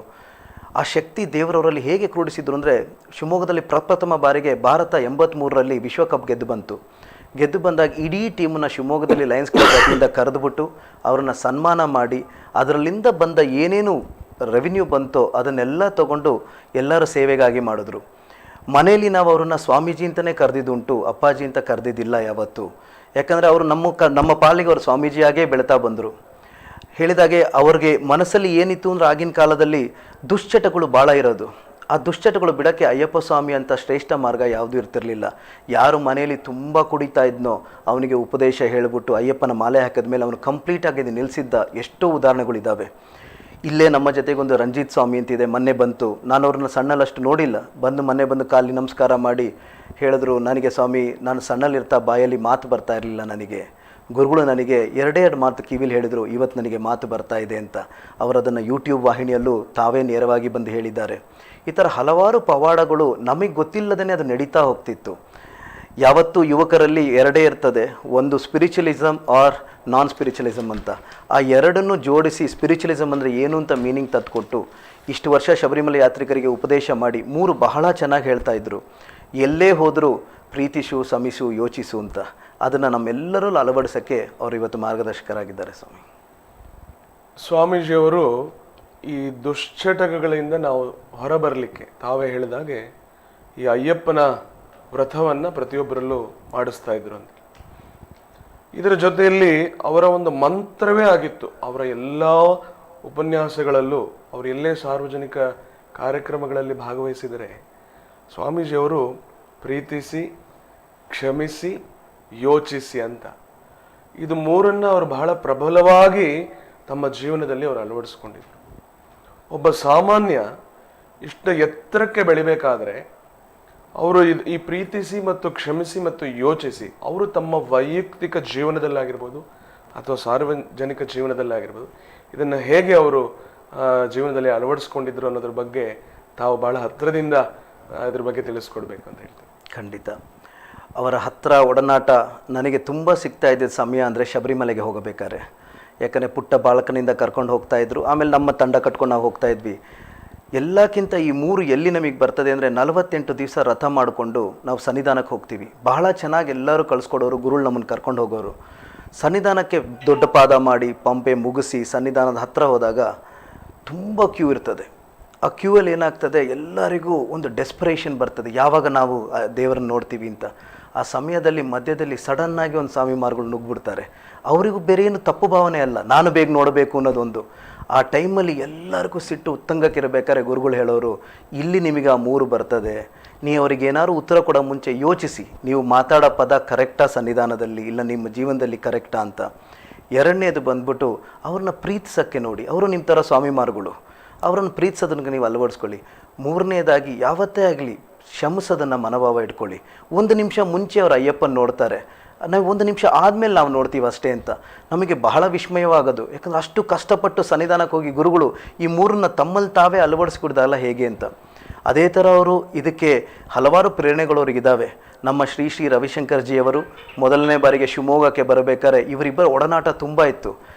ಶ್ರೀ ರವಿಶಂಕರ್ಜಿಗಳು ಅದೇ ಥರ, ಯಾವುದೇ ಆಗಲಿ ಅವ್ರು ಎಲ್ಲೂ ಭಾವುಕರಾಗಿ ಸಿಟ್ಟಿನಿಂದ ಮಾತಾಡಿದ್ದು ಯಾರೂ ನೋಡಿರಲ್ಲ. ಗುರುಗಳು ಅವರಿಬ್ಬರ ಒಡನಾಟದಿಂದ ಈ 3 ಬಂದಿದೆ ಅಂತ ನನ್ನ ಅನಿಸಿಕೆ. ಅದೇ ಥರ ಗುರುಗಳು ಇದನ್ನು ಮನೆಯಲ್ಲೂ ಅಷ್ಟೇ, ಯಾವತ್ತೇ ಆಗಲಿ ನಾವೇನೇ ಮಾಡಲಿ ಮನೇಲಿ ಮೊದಲು ಹಿರಿಯರು ಏನು ಮಾಡೋದು, ನಮ್ಮನ್ನೊಂದು ಕೋಲ್ ಹಿಡ್ಕೊಂಡು ಒಂದು ಹೆದರಿಸೋದೇ ಆಗಲಿ ಇಲ್ಲ ಬೈಯೋದೇ ಆಗಲಿ, ಇವತ್ತವರೆಗೂ ನನ್ನ ಜೀವನದಲ್ಲಿ ನನಗೆ ಗುರುಗಳು ಅದು ಮಾಡಿಲ್ಲ. ಯಾಕಂದರೆ ಅದ್ರ ಬದಲು ಅವ್ರು ಹೇಳೋರು, ನೀನು ಯೋಚನೆ ಮಾಡಿ ನೀನು ಏನು ಮಾಡಿದೀಯಾ ಅಂತ, ಒಂದು 2 ನಿಮಿಷ ಆ ಕಡೆ ಹೋಗಿ ಕೂತ್ಕೋ, ನೀನು ಮಾಡಿದ್ದು ಸರಿನಾ ಯೋಚನೆ ಮಾಡು, ಸರಿ ಅಂದರೆ ಮುಂದುವರಿಸು, ಇಲ್ಲ ತಪ್ಪು ಅಂದರೆ ತಿದ್ಕೋ ಅಂತ. ಅದು ಬಹಳ ಪ್ರೇರಣೆಯಾಗಿ ನಮ್ಮಲ್ಲಿ ಇವತ್ತು ಇಷ್ಟು ರಾಷ್ಟ್ರ ನಾವು ಸುತ್ತಾ ಇರೋಕ್ಕಂದರೆ ಅವರ ಆಶೀರ್ವಾದ, ಅವರ ಆಶೀರ್ವಚನನೇ ಕಾರಣವಾಗಿದೆ ಸ್ವಾಮಿ. ಮತ್ತು ನಮ್ಮ ಪೂಜ್ಯ ರೋಜಾ ಷಣ್ಮುಗಂ ಸ್ವಾಮೀಜಿಯವರು ಅನೇಕ ತೀರ್ಥಕ್ಷೇತ್ರಗಳಿಗೆ ಮೇಲಿಂದ ಮೇಲೆ ಹೋಗಿ ಬರ್ತಾ ಇದ್ರು ಅಂತ. ಉದಾಹರಣೆಗೆ ಕೊಲ್ಲೂರು ಆಗಿರ್ಬೋದು ಅಥವಾ ತಿರುವಣ್ಣಾಮಲೆ ಆಗಿರ್ಬೋದು, ಈಗ ಅನೇಕ ಕ್ಷೇತ್ರಗಳಿಗೆ ಅವರು ಸಡನ್ನಾಗೆ ಹೋಗಿ ಬರ್ತಾ ಇದ್ರು ಅಂತ ಹೇಳಿ. ಇದರ ಹಿಂದೆ ಅವರ ಒಂದು ಆಧ್ಯಾತ್ಮಿಕ ಶಕ್ತಿಯ ಒಂದು ಕಾರಣವ ಅಥವಾ ಅವರು ಈ ಯಾತ್ರೆ ಅಂದರೆ ಲೋಕ ಕಲ್ಯಾಣಾರ್ಥವಾಗ ಅದರ ಬಗ್ಗೆ ದಯಮಾಡಿ ತಿಳಿಸ್ಕೊಡು. ಲೋಕ ಕಲ್ಯಾಣ ಅನ್ನೋದು ಅವರ ರಕ್ತದಲ್ಲೇ ಇತ್ತು ಅನ್ನೋದು ನಾನು ಹತ್ತಿರದಿಂದ ನೋಡಿದ್ದೇನೆ. ನೀವು ಹೇಳಿದ ಹಾಗೆ ಇವತ್ತು ಸಂಜೆ ಮನೇಲಿರೋರು ಬೆಳಿಗ್ಗೆ ಎದ್ದರೆ, ಆಗಿನ ಕಾಲದಲ್ಲಿ ಮೊಬೈಲ್ ಇಲ್ಲದೇ ಇರೋ ಪ್ರಪಂಚ, ಅಮ್ಮ ನಾನು ಎಲ್ಲಿ ಹೋದ್ರು ಗುರುಗಳು ಅಂತ ನೋಡಬೇಕು. ಅಮ್ಮ ಒಂದು ಆಧಾರ ಸ್ತಂಭವಾಗಿ ಶಕ್ತಿಯಾಗಿ ಇದ್ದರು ಅವರಿಗೆ, ನಾವು ಮನೆಯಲ್ಲಿ ನೋಡ್ಕೊಳ್ಳೋಕ್ಕೆ. ಸಡನ್ನಾಗಿ ಒಂದು ದಿವಸ ಹೋಗಿ ಮಾರನೇ ದಿವಸ ಬಂದ್ಬಿಡೋರು. ಏನು ಅಂದರೆ ಕಳಸದಿಂದ ತಂದಿನಿ ಪ್ರಸಾದ ತಗೋ ಅನ್ನೋರು, ಹೊರನಾಡಿಂದ ಅನ್ನಪೂರ್ಣೇಶ್ವರಿ ಪ್ರಸಾದ ಅನ್ನೋರು. ನನಗೆ ಪ್ರಶ್ನೆ ಕೇಳೋದು ಬಹಳ ಇಷ್ಟ ಸಣ್ಣಲ್ಲಿ, ಯಾಕೆ ಸ್ವಾಮೀಜಿ ಈ ಥರ ಹೋಗ್ತಾ ಇದ್ದೀರಾ, ಅಲ್ಲಿ ಏನಿದೆ ಅಂತಿದ್ದೆ.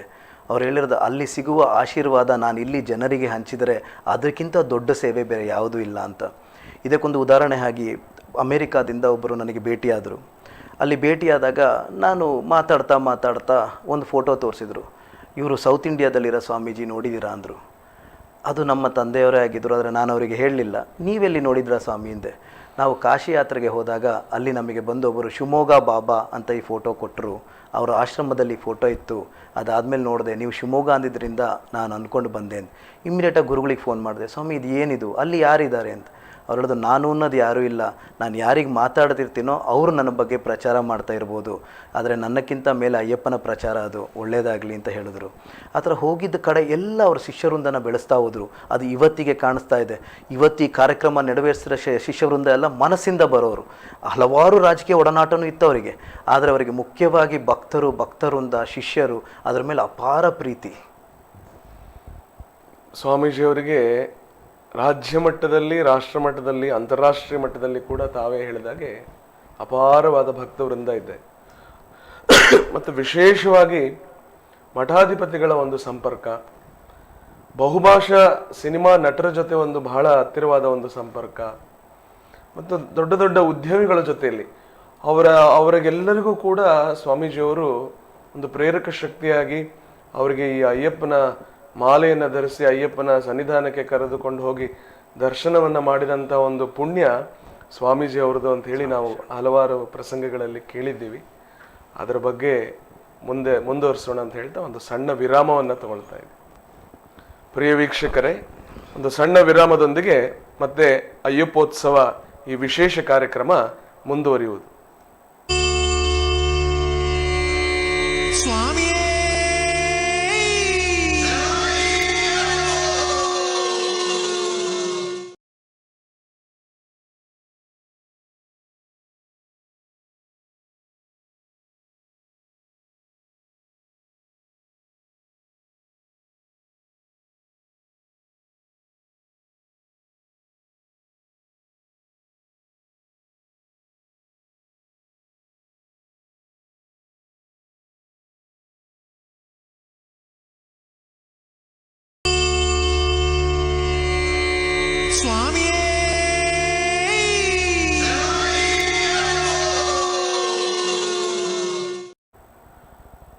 ನಮ್ಮ ಟಿವಿ ಶಿವಮೊಗ್ಗ ಒಂದು ವಿಶೇಷ ಸಂಚಿಕೆ ಅಯ್ಯಪ್ಪೋತ್ಸವ ಈ ವಿಶೇಷ ಕಾರ್ಯಕ್ರಮಕ್ಕೆ ಮತ್ತೊಮ್ಮೆ ಎಲ್ಲ ಪ್ರಿಯ ವೀಕ್ಷಕರಿಗೆ ಸ್ವಾಗತವನ್ನು ಬಯಸ್ತಾ, ಈಗಾಗಲೇ ನಮ್ಮ ಜೊತೆಯಲ್ಲಿ ಈ ಸಂಚಿಕೆಯಲ್ಲಿ ನಮಗೆ ಎಲ್ಲ ಮಾಹಿತಿಗಳನ್ನು ಕೊಡ್ತಾ ಇರುವಂಥ ಅಂತಾರಾಷ್ಟ್ರೀಯ ಅಯ್ಯಪ್ಪ ಸ್ವಾಮಿಯ ಸೇವಾ ಸಮಿತಿಯ ಅಧ್ಯಕ್ಷರು, ನಿಮ್ಮೆಲ್ಲರ ಪರಮ ಪೂಜ್ಯರಾದ ರೋಜಾ ಷಣ್ಮುಗಂ ಸ್ವಾಮೀಜಿಯವರ ಸುಪುತ್ರರು ಆಗಿರುವಂಥ ಶ್ರೀ ಶಬರೀಶ್ ರೋಜಾ ಷಣ್ಮುಗಂ ಸ್ವಾಮೀಜಿಯವರು ನಮ್ಮ ಜೊತೆ ಇದ್ದಾರೆ.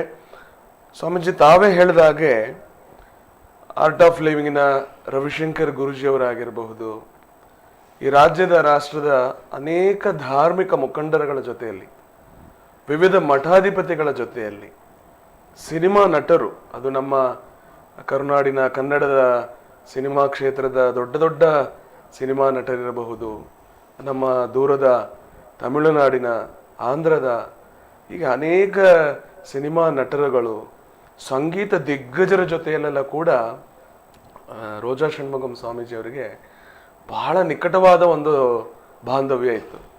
ಅನೇಕರಿಗೆ ಅವರು ಸ್ಫೂರ್ತಿಯಾಗಿದ್ದಾರೆ, ಮಾರ್ಗದರ್ಶನ ಮಾಡಿದ್ದಾರೆ, ಅಯ್ಯಪ್ಪನ ದರ್ಶನವನ್ನು ಮಾಡಿಸಿದ್ದಾರೆ.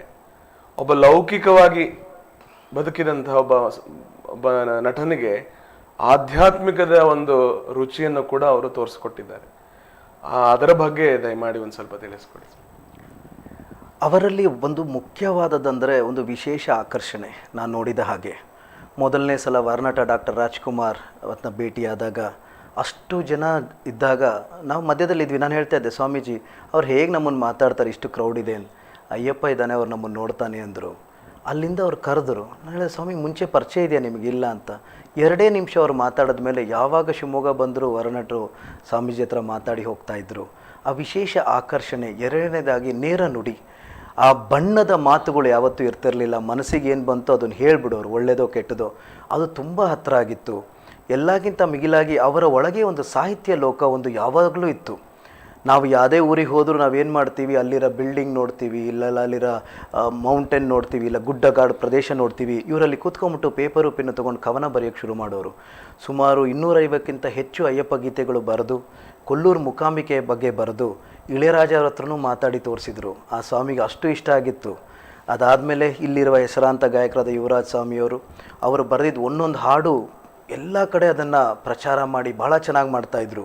ಮೊನ್ನೆ ಯುವರಾಜ್ ಸ್ವಾಮಿ ಮನೆಗೆ ಹೋಗಿ ಭೇಟಿಯಾದಾಗ ಅವ್ರು ಹೇಳ್ತಾಯಿದ್ರು, ನನ್ನ ಹಾಡು ಇವತ್ತಿಗೆ ಎಷ್ಟೋ ಮಿಲಿಯನ್ ವ್ಯೂಸ್ ಆಗಿದೆ ಯೂಟ್ಯೂಬಲ್ಲಿ, ಕೋಟಿಗಟ್ಟಲೆ ಜನ ನೋಡಿದ್ದಾರೆ. ಆದರೆ ನಾನು ಅಯ್ಯಪ್ಪನ ನೋಡಿದ್ದು ಬರೀ ಗುರುಗಳ ಹತ್ರ ಮಾತ್ರ, ಇದುವರೆಗೆ ಒಂದು ಸಲನೂ ನಾನು ಶಬರಿಮಲೆಗೆ ಹೋಗಿಲ್ಲ ಅಂತ ಹೇಳಿದ್ರು ಅವರು. ನಾನು ಕೇಳಿದೆ ಅವ್ರಿಗೆ, ಏನು ಸ್ವಾಮಿ ಹೀಗೆ ಹೇಳ್ತಾಯಿದ್ರು, ಒಂದು ಸಲ ಹೋಗ್ಬರ್ಬೋದಿತ್ತಲ್ಲ ಅಂದೆ. ಇಲ್ಲ, ಇಷ್ಟು ವರ್ಷ ಅವ್ರು ಇದ್ದಾಗ ನನಗೆ ಅಗತ್ಯ ಬರಲಿಲ್ಲ, ಇನ್ನು ಮೇಲೆ ನಾನು ಹೋಗಬೇಕಾಗತ್ತೇನೋ ಅಂದರು. ಇನ್ನೊಂದು ವಿಶೇಷವಾಗಿ ಈ ಎಲ್ಲ ಜನರ ಹತ್ರ ನಾನು ಕೇಳಿದ್ದೇನು ಅಂದರೆ, ಯಾರನ್ನು ಅವ್ರು ಭೇಟಿಯಾಗಿದ್ದರು, ಸಾಯಿ ಕುಮಾರ್ ನಟರು ಮೊನ್ನೆ ಒಂದು ವಿಡಿಯೋ ಮಾಡಿ ಕಳಿಸಿದ್ರು ಗುರುಗಳ ಬಗ್ಗೆ. ಎಲ್ಲರೂ ತುಂಬ ಅವ್ರು ಹೇಳಿದರು, ನಮಗೆ ಅವರು ಗುರುಗಳು ಇಲ್ಲೇ ಇದ್ದಾರೆ ಅನ್ನಿಸ್ತಿದೆ, ಅವ್ರ ಮಾತು ನಮ್ಮ ಕಿವಿಲಿ ಇನ್ನೂ ಬರ್ತಾ ಇದೆ. ಯಾಕಂದರೆ ಅವ್ರು ಯಾವತ್ತೇ ಬರಲಿ ಆ ಪ್ರೀತಿ, ಆ ವಾತ್ಸಲ್ಯ, ಆ ಸಂತೋಷದಿಂದ ಮಾತಾಡೋರು ಅಂತ.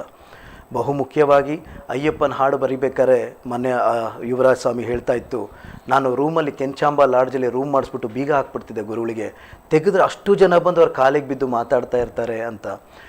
ಆಗಿನ ಕಾಲದಲ್ಲಿ ಶಬರಿಮಲೆ ಅಂದರೆ ತಮಿಳುನಾಡು ಕೇರಳದಿಂದ ಬರುವ ಹಾಡುಗಳು ಸಾಹಿತ್ಯ ಮಾತ್ರ ಇತ್ತು. ಪಲ್ಲಿಕ್ಕಟ್ಟು ಶಬರಿಮಲೆ ಇರಲಿ ಯಾವ್ದಾರು ಇರಲಿ, ಗುರುಗಳು ಏನು ಮಾಡಿದ್ರು, ತಾವೇ ಒಂದು ಸಣ್ಣ ಉದಾಹರಣೆ ಹೇಳಬೇಕಂದ್ರೆ, ಪುಟ್ಟ ಪುಟ್ಟ ಪಾದಗಳನ್ನು ಮೆಟ್ಟಿ ಮೆಟ್ಟಿ ನೋಡಲಿಕ್ಕೆಂದು ಮೆಟ್ಟಿಲ್ಲ 18 ಹತ್ತಿ ಅಂತ ಬಹಳ ಬರೀತಾ ಇದ್ರು. ಆ ಸಾಹಿತ್ಯದಲ್ಲಿ ತುಂಬ ಜನಕ್ಕೆ ಅಸಾಗಿ ಪುಟ್ಟ ಪುಟ್ಟ ಪಾದ ಮುಟ್ಟಿ ಮುಟ್ಟಿ ನೋಡಬೇಕು, ಸಣ್ಣ ವರ್ಡ್ ಮಾತಾಡಬೇಕಾರೆ ಅದನ್ನು ಅಳವಡಿಸಿದಾಗ ಗಾನದಲ್ಲಿ ತುಂಬ ಜನಕ್ಕೆ ಇಷ್ಟ ಆಗ್ತಾ ಹೋಯಿತು. ಮೊನ್ನೆ ಸಹಿತ ನಮ್ಮ ಅಯ್ಯಪ್ಪ ಸೇವಾ ಸಂಘದಲ್ಲಿ ಉಮೇಶ್, ಭರದ್ವಾಜ್ ಸ್ವಾಮಿ, ನಾರ್ತ್ ಕರ್ನಾಟಕದ ತುಂಬ ಜನ ಇದ್ದಾರೆ, ಲಕ್ಷ್ಮಣ್ ಸ್ವಾಮಿ ಅಂತಿದ್ದಾರೆ, ಬಾರ್ಕಿ, ಮಾರುತಿ, ಇವರೆಲ್ಲ ಹಾಡು ಕೇಳಿ ಗುರುಗಳು ಎಲ್ಲಿಂದ ಹುಡ್ಕೊಂಡ್ಬಂದು ಅವರನ್ನು ಮಾತಾಡಿ ಪ್ರೇರಣೆ ಆಗಿತ್ತು. ಆ ಸಾಹಿತ್ಯ ಒಡನಾಟ ಇದ್ದಿದ್ದರಿಂದ ತಮಿಳ್ನಾಡಿನಿಂದ ಇಲ್ಲಿಗೆ ಬಂದು 70ರ ದಶಕದಲ್ಲಿ ಕನ್ನಡ ಕಲಿತು, ಅದಾದಮೇಲೆ ಅದರಲ್ಲಿ ಕನ್ನಡ ಸಾಹಿತ್ಯ ಪರಿಷತ್ತಲ್ಲಿ ಪ್ರಾಮುಖ್ಯತೆ ವಹಿಸಿಕೊಂಡು ಶಿವಮೊಗ್ಗದಲ್ಲಿ ಒಡನಾಟ ಮಾಡಿ ಅಧ್ಯಕ್ಷರಾಗಿ ಸೇವೆ ಸಲ್ಲಿಸಿ ಆ ಕನ್ನಡ ಬರಹನ ಎಷ್ಟು ಚೆನ್ನಾಗಿ ಮಾಡ್ತಾ ಇದ್ದರೆ ಇವತ್ತಿಗೂ ಎಷ್ಟೋ ಜನ ಹೇಳ್ತಾರೆ ಇದು ಎಲ್ಲಿಂದ ಬಂತು ಗೊತ್ತಿಲ್ಲ ಅಂತ. ಸೊ ನನಗೆ ಅನಿಸಿದ ಹಾಗೆ ಆ ಸರಸ್ವತಿ ಅವರಲ್ಲಿ ಇತ್ತು, ಅವರಿಗೆ ಪ್ರೋತ್ಸಾಹ ಮಾಡ್ತಾ ಇತ್ತು. ಅದರಿಂದ ಈ ಒಡನಾಟಗಳು ಎಲ್ಲ ಹೆಸರಾಂಟ ನೆಟ್ಟರು ನೀವು ಹೇಳ್ದಂಗೆ ತಮಿಳ್ನಾಡಲ್ಲಿ ಆಗಲಿ ಕರ್ನಾಟಕದಲ್ಲಾಗಲಿ ಅಷ್ಟು ಜನ ಭಕ್ತರಿಂದ ಅವರಿಗೆ ಆಗಿದ್ದೇ ಆ ಒಳಗಿರೋ ಸರಸ್ವತಿಯಿಂದ ಅಂತ ನನ್ನ ಅಭಿಪ್ರಾಯ. ಸ್ವಾಮೀಜಿಯವರು ಈ ಸಾಮಾಜಿಕವಾಗಿ ಬಹಳ ದೊಡ್ಡ ಒಂದು ಕ್ರಾಂತಿಯನ್ನೇ ಮಾಡಿದ್ದಾರೆ.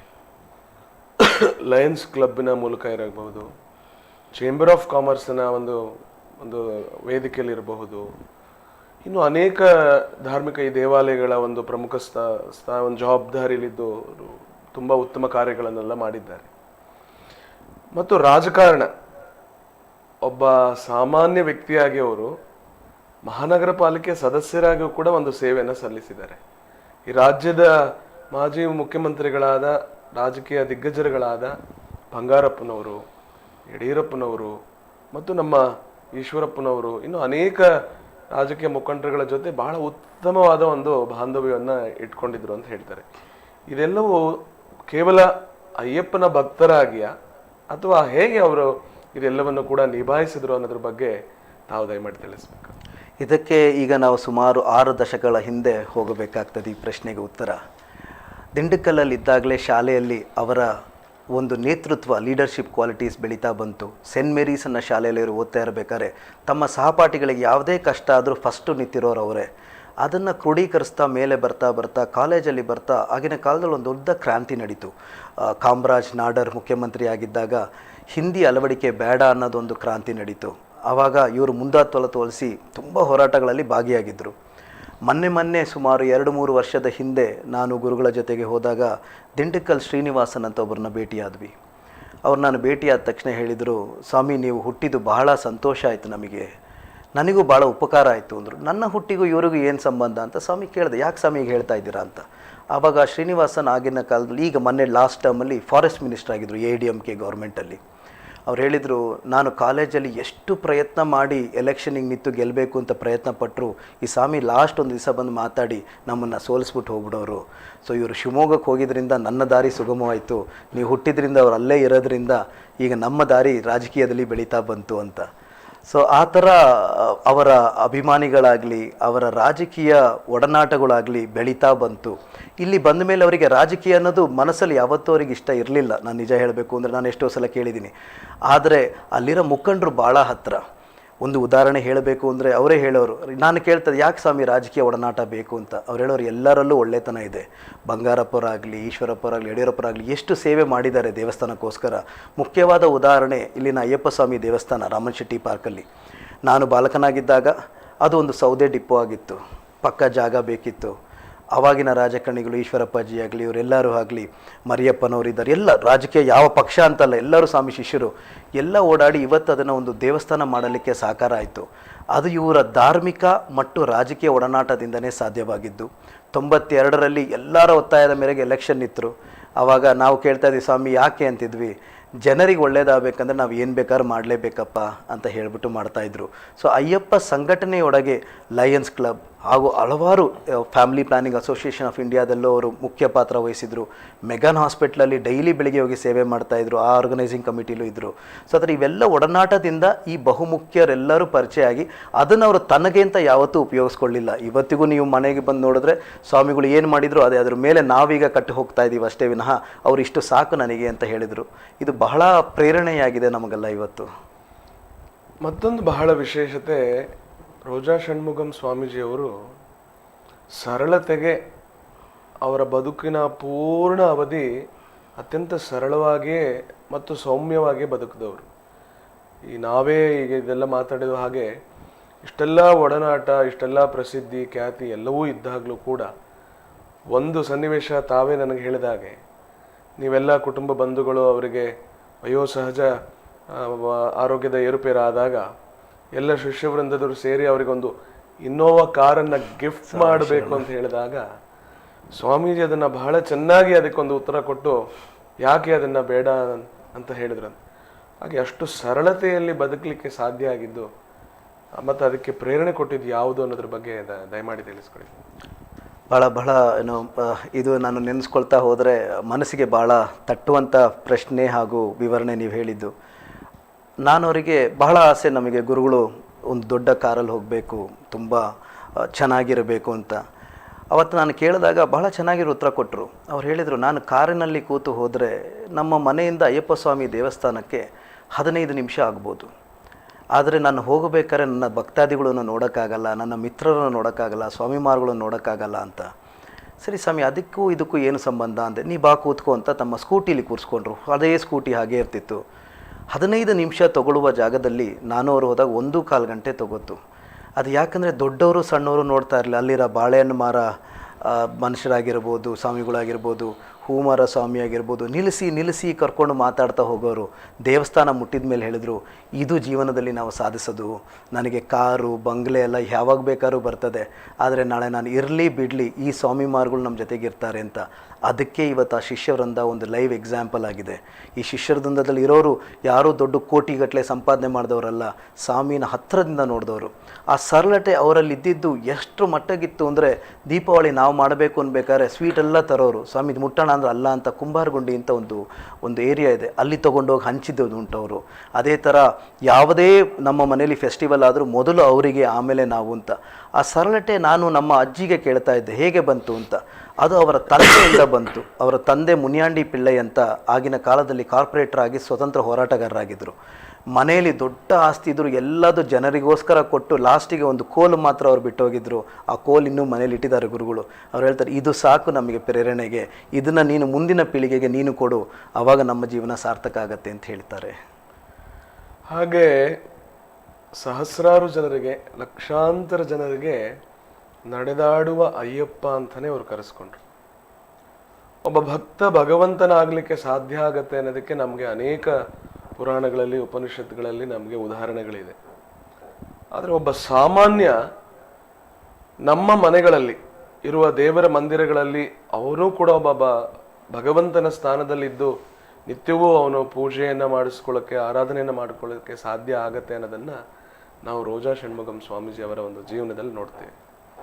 ದೂರದ ತಮಿಳುನಾಡಿನಲ್ಲಿ ಅನೇಕ ಜಿಲ್ಲೆಗಳಲ್ಲಿ ಇವತ್ತಿಗೂ ಅವರ ದೇವ ಮಂದಿರದಲ್ಲಿ ರೋಜಾ ಷಣ್ಮುಗಂ ಸ್ವಾಮೀಜಿಯವರ ಒಂದು ಭಾವಚಿತ್ರ, ಅಂದರೆ ಅವರನ್ನು ಒಂದು ಗುರು ಸ್ಥಾನದಲ್ಲಿ, ದೇವರ ಸ್ಥಾನದಲ್ಲಿ ಇಟ್ಟು ನಿತ್ಯವೂ ಪೂಜೆ ಮಾಡುವಂತಹ ಸಹಸ್ರಾರು ಭಕ್ತಾದಿಗಳಿದ್ದಾರೆ. ದಯಮಾಡಿ ಅದ್ರ ಬಗ್ಗೆ ತಿಳಿಸ್ಕೊಡಿ. ಇದು ಬಹಳ ವಿಸ್ಮಯ ಅಂತಲೇ ಹೇಳಬೇಕು ನಾವು. ಅದು ಯಾವಾಗಲೂ ಹೇಳ್ತಾರೆ, ಪಕ್ಕದಲ್ಲಿರೋ ನಮ್ಮ ವಸ್ತು ಅದರದ್ದು ಬೆಲೆ ನಮಗೆ ದೂರ ಹೋದಾಗ ಗೊತ್ತಾಗತ್ತೆ ಅನ್ನೋ ಥರ. ಸುಮಾರು 2006-08ರಲ್ಲಿ ಕೊಯಮತ್ತೂರಿಂದ ಅವರ ಭಕ್ತರಿಂದ ಒಂದು ಸಲ ಕರೀತು. ನಾವಲ್ಲಿ ಹೋದಾಗ ಎಲ್ಲರಿಗೂ ಬದುಕಿದ್ದಾಗ ಹಲವಾರು ಉಡುಗೆಗಳು ಕೂಡ ನೋಡಿದ್ದೀವಿ. ಅವರು ಆಲ್ರೆಡಿ ಅವ್ರದ್ದು ಒಂದು ವಿಗ್ರಹ ಮಾಡಿಸಿ ಕೆಮ್ಮನೂರು ಅನ್ನುವ ಒಂದು ಊರಲ್ಲಿ ಆಲ್ರೆಡಿ ಸ್ಥಾಪಿಸಿದ್ದಾರೆ. ಗುರುಗಳು ಹೇಳಿದ್ರು, ನಾನು ಇದ್ದಾಗ ಇದನ್ನು ಮಾಡಬಾರ್ದು ಯಾವುದೇ ಕಾರಣಕ್ಕೂ ಅಂತ. ಶಿಷ್ಯರಿಂದ, ಇಲ್ಲ, ನೀವು ಯಾವಾಗಲೂ ನಮ್ಮ ಜೊತೆಗೆ ಮನಸ್ಸಲ್ಲಿದ್ದೀರಾ, ಆದರೆ ನಾವು ನೋಡಿ ನಿಮ್ಮನ್ನು ಪೂಜಿಸಬೇಕು ಅಂತ 2008ರಲ್ಲಿ ಸುಮಾರಾಗಿ ಕೆಮ್ಮನೂರು ಕೊಯಮತ್ತೂರಲ್ಲಿ ವಿಗ್ರಹನೇ ಸ್ಥಾಪನೆ ಮಾಡಿದರು. ಇದಕ್ಕಿಂತ ಮಿಗಿಲಾಗಿ ನಾನು ಕರ್ತವ್ಯ ನಿರತ ಚೆನ್ನೈಯಲ್ಲಿದ್ದಾಗ ಒಂದು ದಿವಸ ಸಡನ್ನಾಗಿ ನಮ್ಮ ಊರಿನ ಬಾಬುಸ್ವಾಮಿ ಬಂದಾಗ ನನ್ನ ಕರೆದ್ರು, ಬನ್ನಿ ಇಲ್ಲಿ ಸ್ವಾಮಿ, ಪಕ್ಕದ ರೂಮಲ್ಲಿ ಏನೋ ಇದೆ ತೋರಿಸ್ತೀನಿ ಅಂತ. ಏನು ಅಂತ ಹೋಗ್ತೀನಿ. ಆ ಹುಡುಗ ನಾನು ಒಡನಾಟ ಭಾಳ ಇತ್ತು, ಅಂದರೆ ಮಾತಾಡೋದಷ್ಟೇ ಇತ್ತು, ಆದರೆ ನಿತ್ಯ ಅವನು ಸ್ವಾಮೀಜಿ ಫೋಟೋ ಇಟ್ಕೊಂಡು ಪೂಜಿಸ್ತಾ ಇದ್ದ. ಅಲ್ಲೇ ಇದ್ದೀನಿ ನಾನು, ನನಗೆ ಗೊತ್ತಿಲ್ಲ. ಅವನು ಯಾವಾಗ ಹೇಳಿದ್ನೋ ನನಗೆ ವಿಸ್ಮಯ ಆಯಿತು. ಆಮೇಲೆ ನಾನು ಹೋಗ್ತಾ ನೋಡ್ದಂಗೂ ಎಲ್ಲ ಮನೇಲೂ ಇತ್ತು. ನಾನು ಕೇಳಿದೆ, ಅಂಥದ್ದು ಏನು ನಡೀತು ಪವಾಡ, ಯಾಕೆ ಇದನ್ನು ಇಟ್ಕೊಂಡಿದ್ದೀರಾ ಅಂತ. ಅವ್ರು ಒಂದೇ ಮಾತು ಹೇಳಿದ್ರು, ನಾನು ಯಾವತ್ತೂ ದುಃಖವಾಗಿದ್ದಾಗಲೂ ಮನಸ್ಸು ನೊಂದಾಗಲೂ ಗುರುಗಳಿಗೆ ಫೋನ್ ಮಾಡಿದದ್ದು ಇಮಿಡಿಯೇಟಾಗಿ ಸರಿಯಾಗತ್ತೆ ನನಗೆ ಅಂತ. ದೂರದಲ್ಲಿ ಧನ್ರಾಜ್ ಅಂತ ಕೊಯಮತ್ತೂರಲ್ಲಿದ್ದಾರೆ. ಅವ್ರು ಹೇಳೋರು, ನಾನು ರೈತ ಸಂಘದಲ್ಲಿ ಸಕ್ರಿಯವಾಗಿದ್ದೀನಿ, ಬಹಳ ವರ್ಷ ನಾನು ಇದರಲ್ಲಿ ಅಧ್ಯಕ್ಷನಾಗಬೇಕು, ಯಾವುದಾದ್ರು ಒಂದು ಪದವಿಗೆ ಹೋಗಬೇಕು, ಜನರ ಸೇವೆ ಮಾಡೋಕ್ಕೆ ಅನ್ಕೋತಿದ್ದೆ. ಗುರುಗಳು ನೋಡಿದ ತಕ್ಷಣ ಇಮಿಡಿಯೇಟಾಗಿ ಅದಾಗೋದು. ಇದು ಒಂದು ಉದಾಹರಣೆ, ನನ್ನ ಜೀವನದಲ್ಲಿ ಹಲವಾರು ಈ ಥರ ನಡೆದಿದೆ ಅಂತ. ಸೊ ಅವರ ಮಾತು, ಅವರ ನುಡಿ ಜನರಿಗೆ ತುಂಬ ಒಳ್ಳೇದು ಮಾಡ್ತಾಯಿತ್ತು. ಎಲ್ಲಿ ಹೋದರೂ ಕೈಯಲ್ಲಿರೋದು ಏನು ಬೇಕಾದ್ರೂ ತೆಕ್ಕೊಟ್ಬಿಡೋರು. ಉದಾಹರಣೆಗೆ ನಾನು ಮೊನ್ನೆ ಹಲವಾರು ಜನರ ಹತ್ರ ಮಾತಾಡಬೇಕಾದ್ರೆ ಇಲ್ಲಿ ಗನ್ ಪಾಯಿಂಟ್ ಅಂತ ಒಂದು ಶೋರೂಮ್ ಇದೆ, ಅಲ್ಲಿಗೆ ಹೋದಾಗ ಅವ್ರು ಹೇಳ್ತಾಯಿದ್ರು, ಸ್ವಾಮೀಜಿಗಳು ನನಗೆ ಎಷ್ಟು ಹತ್ತಿರ ಅಂದರೆ ನಾನು ಹುಟ್ಟಿದಬ್ಬಕ್ಕೆ ಬಂದರು, ಜೋಬಲ್ಲಿ ಏನಿದ್ರು ಕೊಡ್ತಾರೆ. ಅವತ್ತು ಹುಡುಕಾಡ್ದಾಗ ಏನೂ ಸಿಗಲಿಲ್ಲ ಅವರಿಗೆ. ₹5 ನಾಣ್ಯ ಸಿಕ್ತು, ಅದನ್ನು ತೆಗೆದು ನನಗೆ ಕೊಟ್ಟರು. ನಾನು ಅದನ್ನು ಡ್ರಿಲ್ ಮಾಡಿ ನನ್ನ ಜನಿವಾರದಲ್ಲಿ ಹಾಕ್ಕೊಂಡಿದ್ದೀನಿ ಅಂದರು. ಈ ಥರ ವಿಸ್ಮಯಗಳು ನಾರ್ಮಲಿ ಎಲ್ಲ ಕಡೆ ನಾವು ನೋಡ್ತೀವಿ, ಆದರೆ ಮನಸ್ಸಿಂದ ಮಾಡೋದನ್ನು ನಾನು ಮೊದಲನೇ ಬಾರಿಗೆ ನೋಡ್ತಾ ಹೋದೆ. ಇದರ ಹಿಂದೆ ನನಗೆ ಅನ್ನಿಸ್ದಂಗೆ ಅವರ ಒಳ್ಳೆ ಮನಸ್ಸು ಹಾಗೂ ಜನರಿಗೆ ಸ್ಫೂರ್ತಿ ತುಂಬುವಂಥ ಕೆಲಸ, ಧೈರ್ಯ ತುಂಬುವಂಥ ಕೆಲಸನೇ ಇವತ್ತು ಅವರನ್ನು ಸ್ಮರಣೀಯವಾಗಿ ಎಲ್ಲರ ಮನಸ್ಸಲ್ಲೂ ಉಳಿಸ್ಕೊಂಡಿದೆ ಅನಿಸುತ್ತೆ ನನಗೆ. ಸ್ವಾಮೀಜಿಯವರ ಮಗನಾಗಿ ನೀವು ಅವರಿಂದ ಕಲಿಯುವಂಥದ್ದು ಅಥವಾ ಪ್ರೇರಣೆ ಪಡೆಯುವಂಥದ್ದು, ಮತ್ತು ಒಬ್ಬ ಗುರುಸ್ವಾಮಿಯಾಗಿ ಅವರಿಂದ ಒಂದು ಪ್ರೇರಣೆ ಪಡೆದಂತಹ ಕೆಲವು ಸಂಗತಿಗಳನ್ನು. ಖಂಡಿತ. ನಾನು ಬಾಲಕನಾಗಿದ್ದಾಗ ನಾನು ಮುಂಚೆನೇ ಹೇಳಿದ ಹಾಗೆ ಬಹಳ ಪ್ರಶ್ನೆಗಳನ್ನು ಕೇಳ್ತಾ ಇದ್ದೆ. ಗುರುಗಳೇ ಇದೇನು ಅದೇನು ಅಂತ ಹೇಳಿ ಭಾಳ ಕೇಳ್ತಾ ಇರ್ಬೇಕಾದ್ರೆ ಒಂದು ಸಲ ಹೇಳಿದೆ, ಸ್ವಾಮಿ ಶಬರಿಮಲೆಗೆ ತುಂಬ ಯಾರು ಹೋಗಿದ್ದಾರೆ? ನಾನಾ ನೀವಾ ಅಂದೆ. ನೀನೇ ಹೇಳು ನೋಡೋಣ ಅಂದರು. ಸರಿ, ನಂಬಿಯಾರ್ ಅಂತ ಒಂದು ಪ್ರಖ್ಯಾತ ಸಿನಿಮಾ ನಟರಿದ್ದು ತಮಿಳ್ನಾಡಲ್ಲಿ, ಅವರ ಸ್ವಾಮಿ ಗುರುಸ್ವಾಮಿಗಳು ಅಂದೆ. ಇಲ್ಲ ಅಂದರು. ಹಂಗಾರೆ ನಮ್ಮ ಶಿವರಾಮ್ ಗುರುಸ್ವಾಮಿ ಇರ್ಬೋದಲ್ಲ ಅಂದೆ. ಅವರು ಅಲ್ಲ ಅಂದರು. ಎಲ್ಲ ಅಂದ್ರೆ ಮತ್ತು ನೀವಾ ಸ್ವಾಮಿ ಅಂದೆ. ಇಲ್ಲ. ಹಂಗ ನಾನಾ? ಇಲ್ಲ. ನೀನು ಎಲ್ಲ ಕಡೆ ಕೊನೆಗೆ ಯಾರು ಸ್ವಾಮಿ ಇದೆ? ಎಲ್ಲ ಕಡೆ ನೀನು ನಾನು ಕೇಳ್ತಾ ಇದೀಯಾ? ಆಗಿನ ಕಾಲದಲ್ಲಿ, ಈಗ ತುಂಬ ಜನಕ್ಕೆ ಇದು ಗೊತ್ತಿದೆ, ಆಗಿನ ಕಾಲದಲ್ಲಿ ಅವ್ರು ಹೇಳಿದ್ರು, ಶಬರಿಮಲೆಗೆ ತುಂಬ ಸೇವೆ ಮಾಡಿರೋರು, ತುಂಬ ಸಲ ಹೋಗಿರೋರು ಅಲ್ಲಿರುವ ಕತ್ತೆಗಳು. 70-80ರ ದಶಕದಲ್ಲಿ ಟ್ರ್ಯಾಕ್ಟ್ರು ಹೋಗ್ತಾ ಇರಲಿಲ್ಲ, ಪಕ್ಕದಲ್ಲಿ ಯಾರು ಬರ್ತಾರೆ ಯಾರಿದ್ದಾರೆ ಗೊತ್ತಾಗ್ತಾ ಇರಲಿಲ್ಲ. ಕತ್ತೆ ಮೇಲೆ ಅಕ್ಕಿ ಬೇಳೆ ಎಲ್ಲ ತೊಗೊಂಡು ಮೇಲೆ ತೊಗೊಂಡೋಗ್ಬೇಕು. ಈವನ್ ಅಯ್ಯಪ್ಪನಿಗೆ ನಾವೇನು ಅಭಿಷೇಕ ಮಾಡ್ತೀವೋ ಆ ಪದಾರ್ಥಗಳು ಕತ್ತೆ ಮೇಲೆ ಹೋಗ್ತಾ ಇರೋದು. ಆ ಕತ್ತೆಗಳು ಯಾವತ್ತಾರು ಹೇಳಿದಾವ, ಒಂದು ದಿವಸಕ್ಕೆ 4 ಸಲ ಹತ್ತಿ ಇಳಿತದೆ, 4 ತಿಂಗಳಿಗೆ ಎಷ್ಟಾಯಿತು ಲೆಕ್ಕ ಹಾಕು. ಯಾವತ್ತಾರು ಅದು ಹೇಳಿದಾವ ನಾನಿಷ್ಟು ಸಲ ಹೋಗಿದ್ದೀನಿ ಅಂತ. ಯೋಚನೆ ಮಾಡು ಅಂದರು. ಆ ನಾನು ಅನ್ನೋದು ನಮ್ಮ ಮನಸ್ಸಿಂದ ತೆಗಿಬೇಕು ಅಂತ ಅವತ್ತೇ ನಮ್ಗೆ ಗೊತ್ತಾಗಿತ್ತು. ಅದು ಆದಮೇಲೆ ನಾನು ನನ್ನ ಬ್ಯಾಚ್ ಕರ್ಕೊಂಡು ಹೋಗ್ಬೇಕಾದ್ರೆ ಇಲ್ಲೇ ಎಲ್ಲ ನಾವು ಹೇಳ್ತಿರೋದಲ್ಲ, ನನ್ನ ಜೊತೆ ಈಗಲೂ ಇರೋ ಸ್ವಾಮಿವಾರ್ಗಳು. ಕಾಲೇಜಲ್ಲಿ ಏನಾಗ್ತದೆ, ಅಯ್ಯಪ್ಪ ಸ್ವಾಮಿಯಿಂದ ಕೆಲವರಿಗೆ ಭಾವನೆಗಳು ಒಂದು ಥರ ಪಾಸಿಟಿವ್ ಇರ್ತದೆ, ಇನ್ನು ಕೆಲವರಿಗೆ ಏನಿದು ಇವ್ರದ್ದು, ಇಷ್ಟು ದಿವಸ ಒಂದು ಥರ ಇದ್ದಾರೆ, ಈಗ ಬೇರೆ ಥರ ಇದ್ದಾರೆ ಅಂತಾರೆ. ಆ ಥರ ಇದ್ದಾಗ ಒಂದು ಸಲ ನಾನು ಶಬರಿಮಲೆಗೆ ನಮ್ಮದು ಹುಡುಗರನ್ನು ಕರ್ಕೊಂಡು ಹೋಗ್ಬೇಕಾದ್ರೆ ನಮ್ಮ ಸ್ವಾಮಿ ಒಂದಿತ್ತು, ಸ್ವಾಮಿ ನಾನು ಬೇಗ ಬರಬೇಕು ಸನ್ನಿಧಾನದಿಂದ, ನನಗೆ ಬೇಗ ಕರ್ಕೊಂಬನ್ನಿ ಅಂತ. ಹೋಗಬೇಕಾದ್ರೆ ಹಂಗೆ ಹೇಳಬಾರ್ದು ಸ್ವಾಮಿ, ನನ್ನನ್ನು ಸ್ಟ್ರಿಕ್ಟು ಸ್ವಾಮಿ ಅಂತಲೇ ಹೆಸರಿತ್ತು. ಯಾಕಂದರೆ ನೀವು ಪೇಪರ್ ಓದಬಾರ್ದು, ನೀವು ಮೊಬೈಲ್ ಮುಟ್ಟಬಾರ್ದು ಅಂತಿದ್ದೆ. ಯಾಕಂದರೆ ನಾವು ಹೋಗ್ತಿರೋದು ಒಂದು ಧಾರ್ಮಿಕ ಕಾರ್ಯಕ್ಕೆ, ಮುಗಿಸಿ ಬಂದ ಮೇಲೆ ಏನು ಬೇಕಾದ್ರೂ ಮಾಡಿ ಅಂತ. ಆ ಸ್ವಾಮಿ ಶಬರಿಮಲೆಯಿಂದ ಬಂದ ಮೇಲೆ, ಸ್ವಾಮಿ ಯಾಕೆ ತೆಗೆಯೋದು ಮಾಲೆ ಬೇಗ ಹೇಳಿದ್ದು. ಸ್ವಾಮಿ ಈ ಥರ ಮಾಡಬಾರ್ದು ಅಂತ ಇಲ್ಲಿ ದೇವಸ್ಥಾನಕ್ಕೆ ಕರ್ಕೊಂಬಂದ್ವಿ. ಬಂದ ತಕ್ಷಣ ಎಲ್ಲ ಸ್ವಾಮಿಮಾರ್ಗಳಿದ್ರು, ಸುಮಾರು 30 ಸ್ವಾಮಿಮಾರ್ಗಳಿದ್ರು ಅವತ್ತು. ಎಲ್ಲರ ಮಾಲೆ ತೆಗಿತಾ ಇದ್ದೀವಿ, ಬರ್ತಾ ಇದೆ. ಆ ಸ್ವಾಮಿದು ಗಂಟು ಕಟ್ಕೊಂಡ್ಬಿಡ್ತು. ಏನಿದೆ ಅಯ್ಯಪ್ಪ ಅಂತೇಳಿ ತೆಗಿತಾ ಆಗಲಿಲ್ಲ. ಇನ್ನಿಬ್ಬರು ಗುರುಸ್ವಾಮಿಗಳು ಕರೆದ್ವಿ, ಅವರು ಪ್ರಯತ್ನ ಮಾಡ್ತಾರೆ, ಆಗ್ತಾಯಿಲ್ಲ. ಜನ ಸೇರ್ಕೊಂಡ್ಬಿಡ್ತು. ಸುಮಾರು 20-30 ಜನ ಅಲ್ಲಿ ಅಕ್ಕಪಕ್ಕ ನಿಂತ್ಕೊಂಡು ನೋಡ್ತಾ ಇದ್ದಾರೆ. ಆ ಸ್ವಾಮಿ ಕಣ್ಣಲ್ಲಿ ನೀರು ಬರೋಕ್ಕೆ ಸ್ಟಾರ್ಟ್ ಆಗ್ಬಿಡ್ತು. ಸ್ವಾಮಿ ನಾನು ಏನು ಮಾಡೋದು ಅಂದರು. ಅವಾಗ ಗುರುಗಳಲ್ಲಿದ್ದರು, ಹೋದೆ. ಗುರುಗಳೇ ಈ ಥರ ಆಗ್ಬಿಟ್ಟಿದೆ, ಆ ಸ್ವಾಮಿ ಏನೂ ತಪ್ಪು ಮಾಡಿಲ್ಲ, ಆದರೆ ಬೇಗ ಮಾಲೆ ತೆಗೆದು ಈ ಪ್ರಪಂಚಿಕ ಲೋಕಕ್ಕೆ ಹೋಗಬೇಕು ಅಂತ ಹೇಳ್ತಾ ಇತ್ತು ಅಂದೆ. ಬಂದ್ಬಿಟ್ಟು ಹೇಳಿದ್ರು, ನೀನು ಒಂದು ದಿವಸ ನಾಳೆ ದಿವಸ ಬೆಳಿಗ್ಗೆ ಬಂದು ಮಾಲೆ ತೆಗಿತೀನಿ ಅಂತ ಮನಸ್ಸಲ್ಲಿ ಬೇಡ್ಕೊ ಅಂದರು. ಆ ಸ್ವಾಮಿ ಮತ್ತೆ ಕೇಳ್ತು, ಸ್ವಾಮಿ ಗಂಟೆ ಹೆಂಗೆ ಬಿಚ್ಚೋಗತ್ತೆ, ನಾನು ಕೇಳ್ಕೊಳ್ಳೋದು ಮನ್ಸಲ್ಲಿ ತಾನೆ ಅಂತ. ನೀನು ನೋಡು ನಾಳೆ ಏನಾಗತ್ತೆ ನೋಡೋಣ ಅಂದರು. ಮಾರನೇ ದಿವಸ ಬಂದ್ವಿ ನಾವು ಬೆಳಿಗ್ಗೆ. ಬಂದು ಒಂದೇ ನಿಮಿಷಕ್ಕೆ ಮಾಲೆ ತಾನಾಗೆ ಬಂತು. ಆವತ್ತಿಂದ ಆ ಸ್ವಾಮಿ ಇವತ್ತವರೆಗೂ, ಈಗ 24 ವರ್ಷ ಹೋಗಿದೆ, ಇನ್ನೂ ಹೋಗ್ತಾನೇ ಇದೆ. ಅದೇ ಥರ ಇನ್ನೊಂದು ಸ್ವಾಮಿ ನಾನು ಕಣ್ಣಾರೆ ನೋಡಿದ್ದು, ಆ ಸ್ವಾಮಿ ಸಣ್ಣಲ್ಲಿ ಹುಡುಗಾಟ ಆಟ ಆಡ್ತಾ ಇರಬೇಕಾದ್ರೆ ಪೆಸ್ಟಿಸೈಡ್ಸ್ ಇಲಿ ಪಾಷಾಣ ಕುಡಿದ್ಬಿಡ್ತು. ಇನ್ನೇನು ಹೋಗೇ ಬಿಟ್ರು ಅಂತ ಎಲ್ಲರೂ ಅವ್ರ ಮನೆಯಲ್ಲಿ ತುಂಬ ಚಿಂತೆ ಮಾಡಿದ್ರು. ನಮ್ಮ ಶ್ರೀಧರ್ ಸ್ವಾಮಿದು, ನಮ್ಮ ಈಶ್ವರಪ್ಪ ಸ್ವಾಮಿ ಅಣ್ಣನ ಮಗ, ಅವರೇ ಮೊನ್ನೆ ಹಂಚ್ಕೊಂಡಿದ್ದು. ಅವತ್ತು ಗುರುಗಳು ಬಂದು ನನ್ನ ಸ್ವಾಮಿ ಶರಣ ಹೇಳಿ ವಿಭೂತಿ ಹಚ್ಚಿ ಹೋಗಿದ್ದು ಇಮ್ಮಿಡಿಯೇಟಾಗಿ ಎದ್ದೆ. ಅವತ್ತಿಂದ ನನ್ನ ಶಬರಿಮಲೆ ಪಯಣ ಇನ್ನೂ ನಡೀತಾನೆ ಇದೆ ಅಂತ ಹೇಳಿ.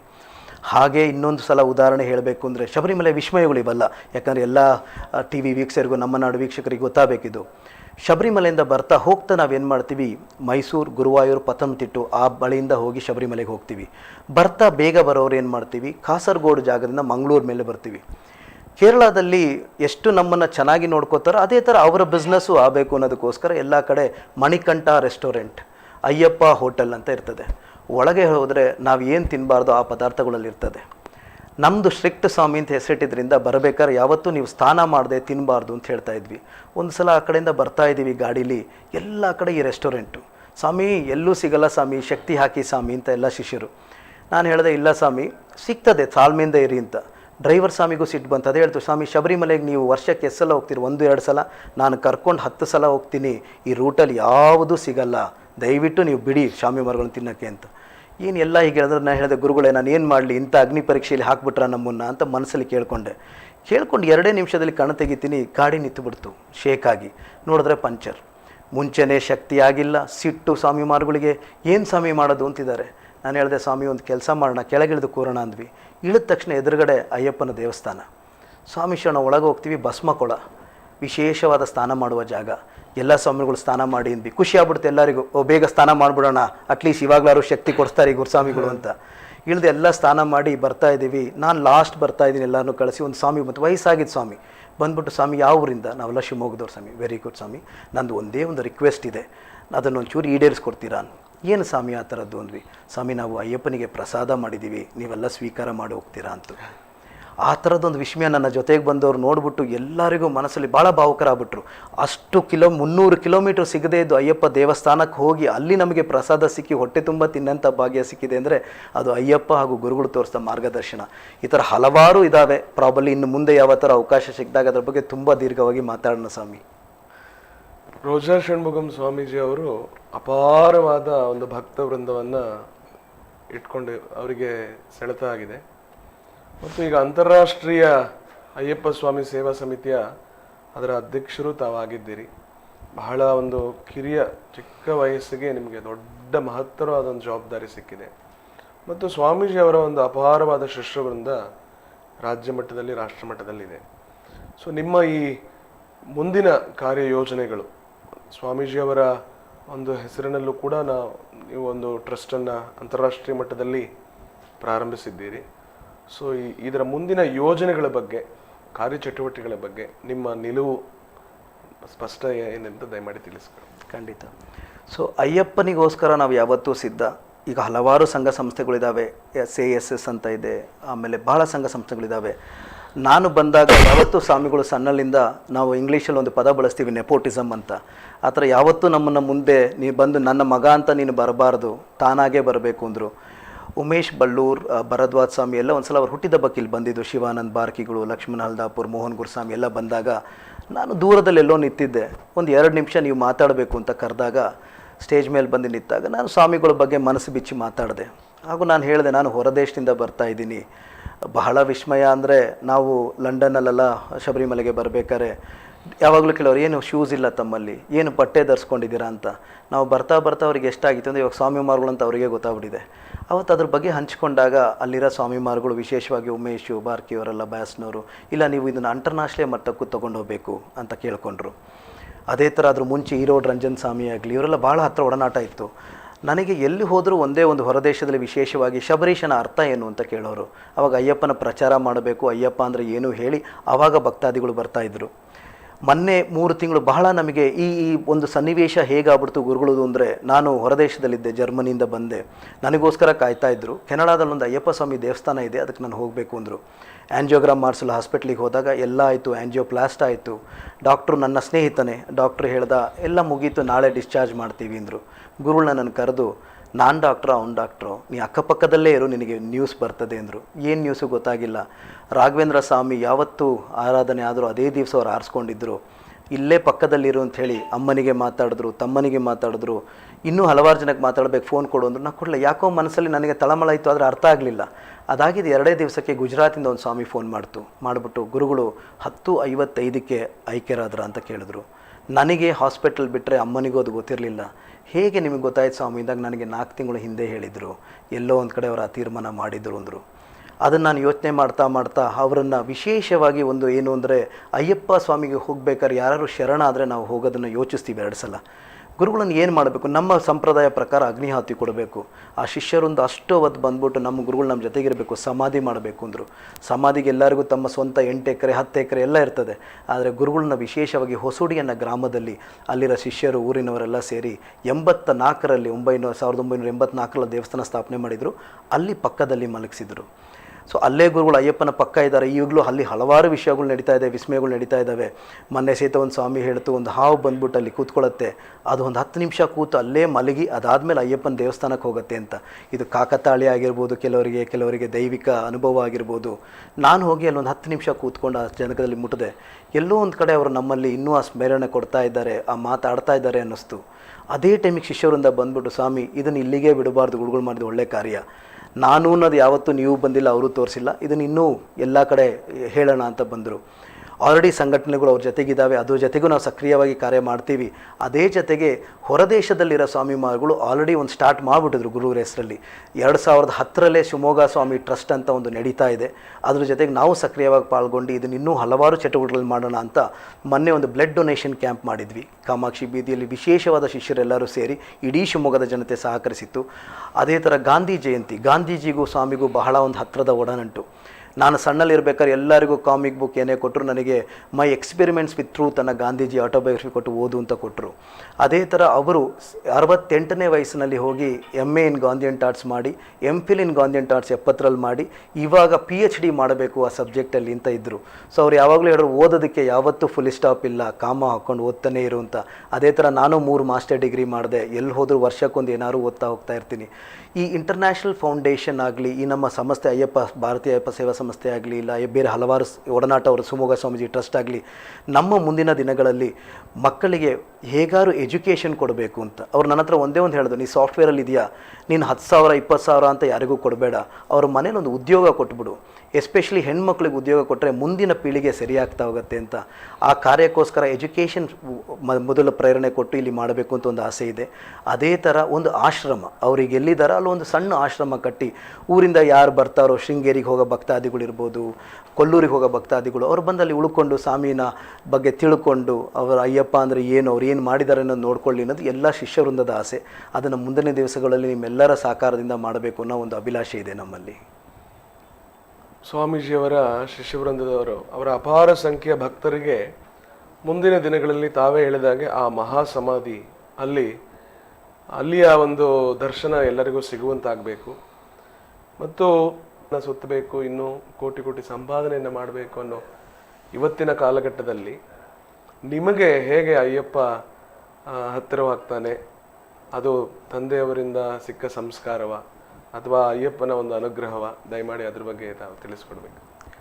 ಸೊ ಅಯ್ಯಪ್ಪ ಅನ್ನೋದು ನಾನು ಯೋಚನೆ ಮಾಡುವ ಮುಂಚೆನೇ ನನ್ನಲ್ಲಿ ಕೊಟ್ಟುಬಿಟ್ಟಿದ್ರು ಗುರುಗಳು. ನಾನು ಹುಟ್ಟಬೇಕಾದ್ರೆ ಸ್ವಲ್ಪ ಕಾಂಪ್ಲಿಕೇಶನ್ ಆಗತ್ತೆ ಅನ್ನಬೇಕಾದ್ರೆ ಅಮ್ಮ ಅಪ್ಪ ಸೇರಿ ಅಯ್ಯಪ್ಪ ಅನ್ನೋ ಹೆಸರ ಮೇಲೆ ಶಬರೀಶ ಅನ್ನೋ ಹೆಸರು ಇಟ್ಬಿಟ್ರು ನಮಗೆ. ಸೊ ಹುಟ್ಟಿದಾಗಲೇ ಶಬರೀಶ, ಅದಾದಮೇಲೆ ಆ ಸಣ್ಣ ಮಗುನವ್ರು ಕರ್ಕೊಂಡು ಹೋಗ್ತಾ ಶಬರಿಮಲೆಗೆ ಹೋಗ್ತಾ ನಾನು ಆ ಪ್ರೇರಣೆ ಪಡಿತಾ ಹೋದೆ. ಆ ಅಯ್ಯಪ್ಪ ಕಮ್ಯುನಿಟಿ ಅನ್ನೋದು, ದೇವರ ಭಕ್ತಾದಿಗಳು ಹೇಗೆ ಬಂದರು, ನನ್ನ ಜೊತೆಗಿರೋ ಸಹಪಾಠಿಗಳು ಕಿರಣ್, ಮಾಲ್ತೇಶ್, ಎಷ್ಟೋ ಜನ ಇದ್ದಾರೆ, ಈಗೆಲ್ಲ ಒಂದೊಂದು ಫೀಲ್ಡಲ್ಲಿದ್ದಾರೆ, ಎಲ್ಲ ಜೊತೆಗೆ ಒಗ್ಗೂಡ್ತಾ ಬಂದರು, ಬಾಬು ಎಲ್ಲರೂ ಸೇರಿ ಮುಂದೆ ಹೋಗ್ತಾ ಅದೊಂದು ಸಂಘಟನೆ ಆಗ್ತಾ ಹೋಗ್ತಾ ನಮ್ಮಲ್ಲೇ. ಅಯ್ಯಪ್ಪ ಅನ್ನೋದು ನಾನು ಎಲ್ಲಿ ಹೋದರೂ ಅಯ್ಯಪ್ಪನ ಬಗ್ಗೆ ಸ್ಮರಣೆ ಮಾಡದೇ ಇದ್ದ ಕ್ಷಣನೇ ಇಲ್ಲ. ಯಾಕಂದರೆ ಸಿಂಪಲ್ಲಾಗಿ ನಾನು ಹೊರದೇಶ, ನೀವು ಹೇಳಿದಾಗೆ 32 ದೇಶ ಇದುವರೆಗೆ ಆಗಿದೆ, ಎಲ್ಲಿ ಹೋದರೂ ನಿನ್ನ ಹೆಸರೇನು ಅಂತ ಫಸ್ಟ್ ಕೇಳ್ತಾರೆ. ಶಬರೀಶ ಅಂದ ತಕ್ಷಣ ಅದರ ಅರ್ಥ ಹೇಳು ಅಂದ ತಕ್ಷಣವೇ ಅದು ತಾನಾಗೆ ಅಯ್ಯಪ್ಪನ ಪ್ರಚಾರ ಸ್ಟಾರ್ಟ್ ಆಗೋಯ್ತು. ಪ್ರಚಾರ ಪ್ರಿಯ ಅಯ್ಯಪ್ಪ. ಎಷ್ಟೋ ಜನ ಹೇಳೋರು, ಓ ಗುರುಗಳಿಗೆ ತುಂಬ ಪ್ರಚಾರ ಆಗ್ತಾ ಇದೆ ಅಂತ. ಅವ್ರು ಒಂದೇ ಹೇಳೋರು, ನಮ್ಮ ಪ್ರಚಾರ ಅಯ್ಯಪ್ಪ ಪ್ರಚಾರ ಮಾಡ್ತಾ ಹೋದಷ್ಟು ಬಹಳ ಎಲ್ಲರಿಗೂ ಗೊತ್ತಾಗ್ತದೆ ಅಂತ. ಹೊರದೇಶದಲ್ಲಿ ವಿಶೇಷವಾಗಿ ನಮ್ಮ ಸಂಸ್ಕೃತಿಗೆ ಬಹಳ ಮಹತ್ವ ಇದೆ. ನಮ್ಮ ಹತ್ರ ಫಸ್ಟ್ ಕೇಳೋರು, ನೀವು ಹೇಗೆ ನಿಮ್ಮ ತಂದೆ ತಾಯಿ ಹುಡುಕಿದ ಹುಡುಗಿನ ಮದುವೆ ಆಗ್ತೀರಾ? ಆವಾಗ ನಾವು ಹೇಳ್ತಾ ಇದ್ವಿ, ನಮ್ಮ ದೇಶದಲ್ಲಿ ನಮ್ಮ ತಂದೆ ತಾಯಿಗೆ ಕೊಡುವಾಗ ಫಸ್ಟು ನಾವು ಮಾತಾ ಪಿತಾ ಗುರು ದೇವು, ಸೊ ಅವರು ಆರಿಸಿದ್ದು ನಮಗೆ ಕರೆಕ್ಟಾಗಿರುತ್ತೆ ಅಂತ ಯಾವತ್ತೇ ನಾವು ಅನ್ಸ್ಕೊಳ್ಳೋದು ಅಂತ. ಅಲ್ಲಿ ಈ ಥರ ಸಂಸ್ಕೃತಿನೇ ಇಲ್ಲ. ಅವ್ರಿಗೆ ಇವತ್ತಿಗೊಂದು ವಿಸ್ಮಯ. ಅದೇ ಥರ ನಮ್ಮ ದೇವಸ್ಥಾನದ, ನಾನು ಮೊನ್ನೆ ಸಹಿತ ಹೇಳ್ತಾ ಇದ್ದೆ, ನಮ್ಮ ಊರಿನ ಉಪ್ಪಿನಕಾಯಿ, ಮಾವಿನ ಮಿಡಿ ಉಪ್ಪಿನಕಾಯಿ ರುಚಿ ಹೊರದೇಶಕ್ಕೆ ಹೋದಾಗ ಇನ್ನೂ ಚೆನ್ನಾಗಿ ಗೊತ್ತಾಗತ್ತೆ. ನಮ್ಮ ತಾಯಿ ಕೊಟ್ಟರೆ ಒಂದು ತುತ್ತು ಅನ್ನದ ಟೇಸ್ಟು ಹೊರದೇಶದಲ್ಲಿದ್ದಾಗ ಇನ್ನೂ ತುಂಬ ಮಿಸ್ ಮಾಡ್ತೀವಿ ಅಂತ. ಆ ಥರ ಸನ್ನಿವೇಶದಲ್ಲಿ ಹೊರದೇಶದಲ್ಲಿರೋ ಎಲ್ಲರನ್ನೂ ಒಗ್ಗೂಡಿಸಿ ಏನಾದ್ರು ಮಾಡಬೇಕು ಅಂತ ಒಂದು ಆಸೆ ಇತ್ತು. ಅಯ್ಯಪ್ಪನ ಜೊತೆಗೆ 2016ರಲ್ಲಿ ನಮ್ಮ ಊರಲ್ಲಿ ಸ್ಮಾರ್ಟ್ ಸಿಟಿ ನಡೀತಾ ಇತ್ತು. ಆವಾಗ ರವಿ ಕಮಿಷನರ್ ಇದ್ದರು. ಅವರು ಮಾತಾಡ್ತಾ, ನೀವು ಹೊರದೇಶದಲ್ಲಿ ಇದ್ದೀರಲ್ಲ, ಏನಾರು ನಮ್ಮ ಊರಿಗೆ ಮಾಡಬೇಕು ಅಂದರು.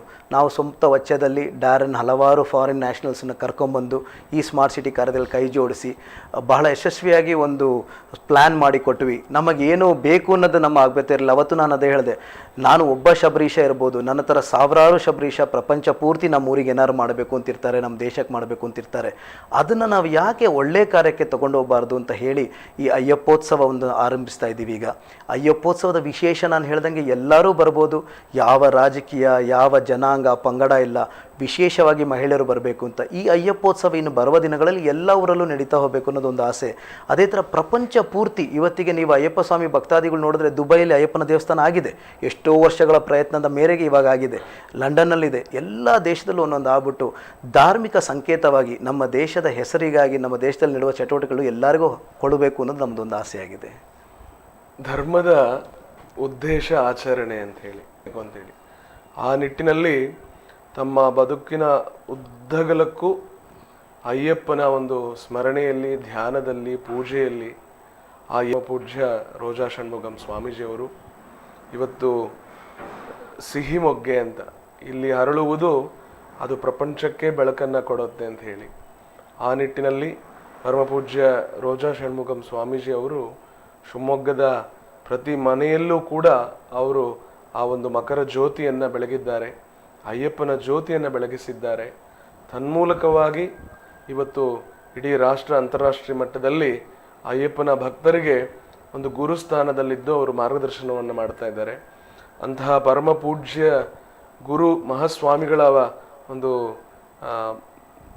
ಮಗನಾಗಿ ತಾವು ಕೂಡ ಇವತ್ತು ಆ ಸಂಸ್ಥೆಗಳ ಆಶ್ರಯದಲ್ಲಿ ಅವರ ಎಲ್ಲ ಒಂದು ಸತ್ಸಂಕಲ್ಪವನ್ನು, ಸತ್ಕಾರ್ಯವನ್ನು, ಅವರ ಚಿಂತನೆಗಳನ್ನು ಮುಂದುವರಿಸ್ಕೊಂಡು ಹೋಗಬೇಕು ಅಂತ ಹೇಳಿ ಅವರ ಇಡೀ ಶಿಷ್ಯವೃಂದದ ಒಂದು ಸಹಕಾರದೊಂದಿಗೆ ನಿಮ್ಮ ಈ ಒಂದು ದೊಡ್ಡ ಕಾರ್ಯಕ್ಕೆ ಸದಾ ಶಿವಮೊಗ್ಗದ ಜನತೆ ಮತ್ತು ಅಯ್ಯಪ್ಪನ ಭಕ್ತರು ಬೆಂಬಲವಾಗಿ ಅವರೇ ತಿಳಿಸಿರುವ ಆ 3 ಮಂತ್ರಗಳು, ಪ್ರೀತಿಸು, ಕ್ಷಮಿಸು ಮತ್ತು ಯೋಚಿಸು ಅನ್ನುವ ಈ ಮಂತ್ರವನ್ನು ನಮ್ಮ ಜೀವನದಲ್ಲಿ ನಾವು ನಿತ್ಯವೂ ಅಳವಡಿಸಿಕೊಳ್ಳುವಂತಹ, ಸ್ಮರಣೆ ಮಾಡುವಂತಹ, ಧ್ಯಾನ ಮಾಡುವಂತಹ ಒಂದು ಶಕ್ತಿ, ನಡೆದಾಡುವ ಅಯ್ಯಪ್ಪನಿಗೆ ನಾವು ಕೊಡುವ ನಿಜವಾದ ಒಂದು ಭಕ್ತಿ ಅನ್ನೋ ಒಂದು ಕಾರಣಕ್ಕಾಗಿ ನಾಳೆ ದಿವಸ ತಾವು ಶಿವಮೊಗ್ಗ ನಗರದಲ್ಲಿ ಏನು ವಿಶೇಷವಾಗಿ ಅಯ್ಯಪ್ಪೋತ್ಸವವನ್ನು ಆಯೋಜನೆ ಮಾಡಿದ್ದೀರಿ.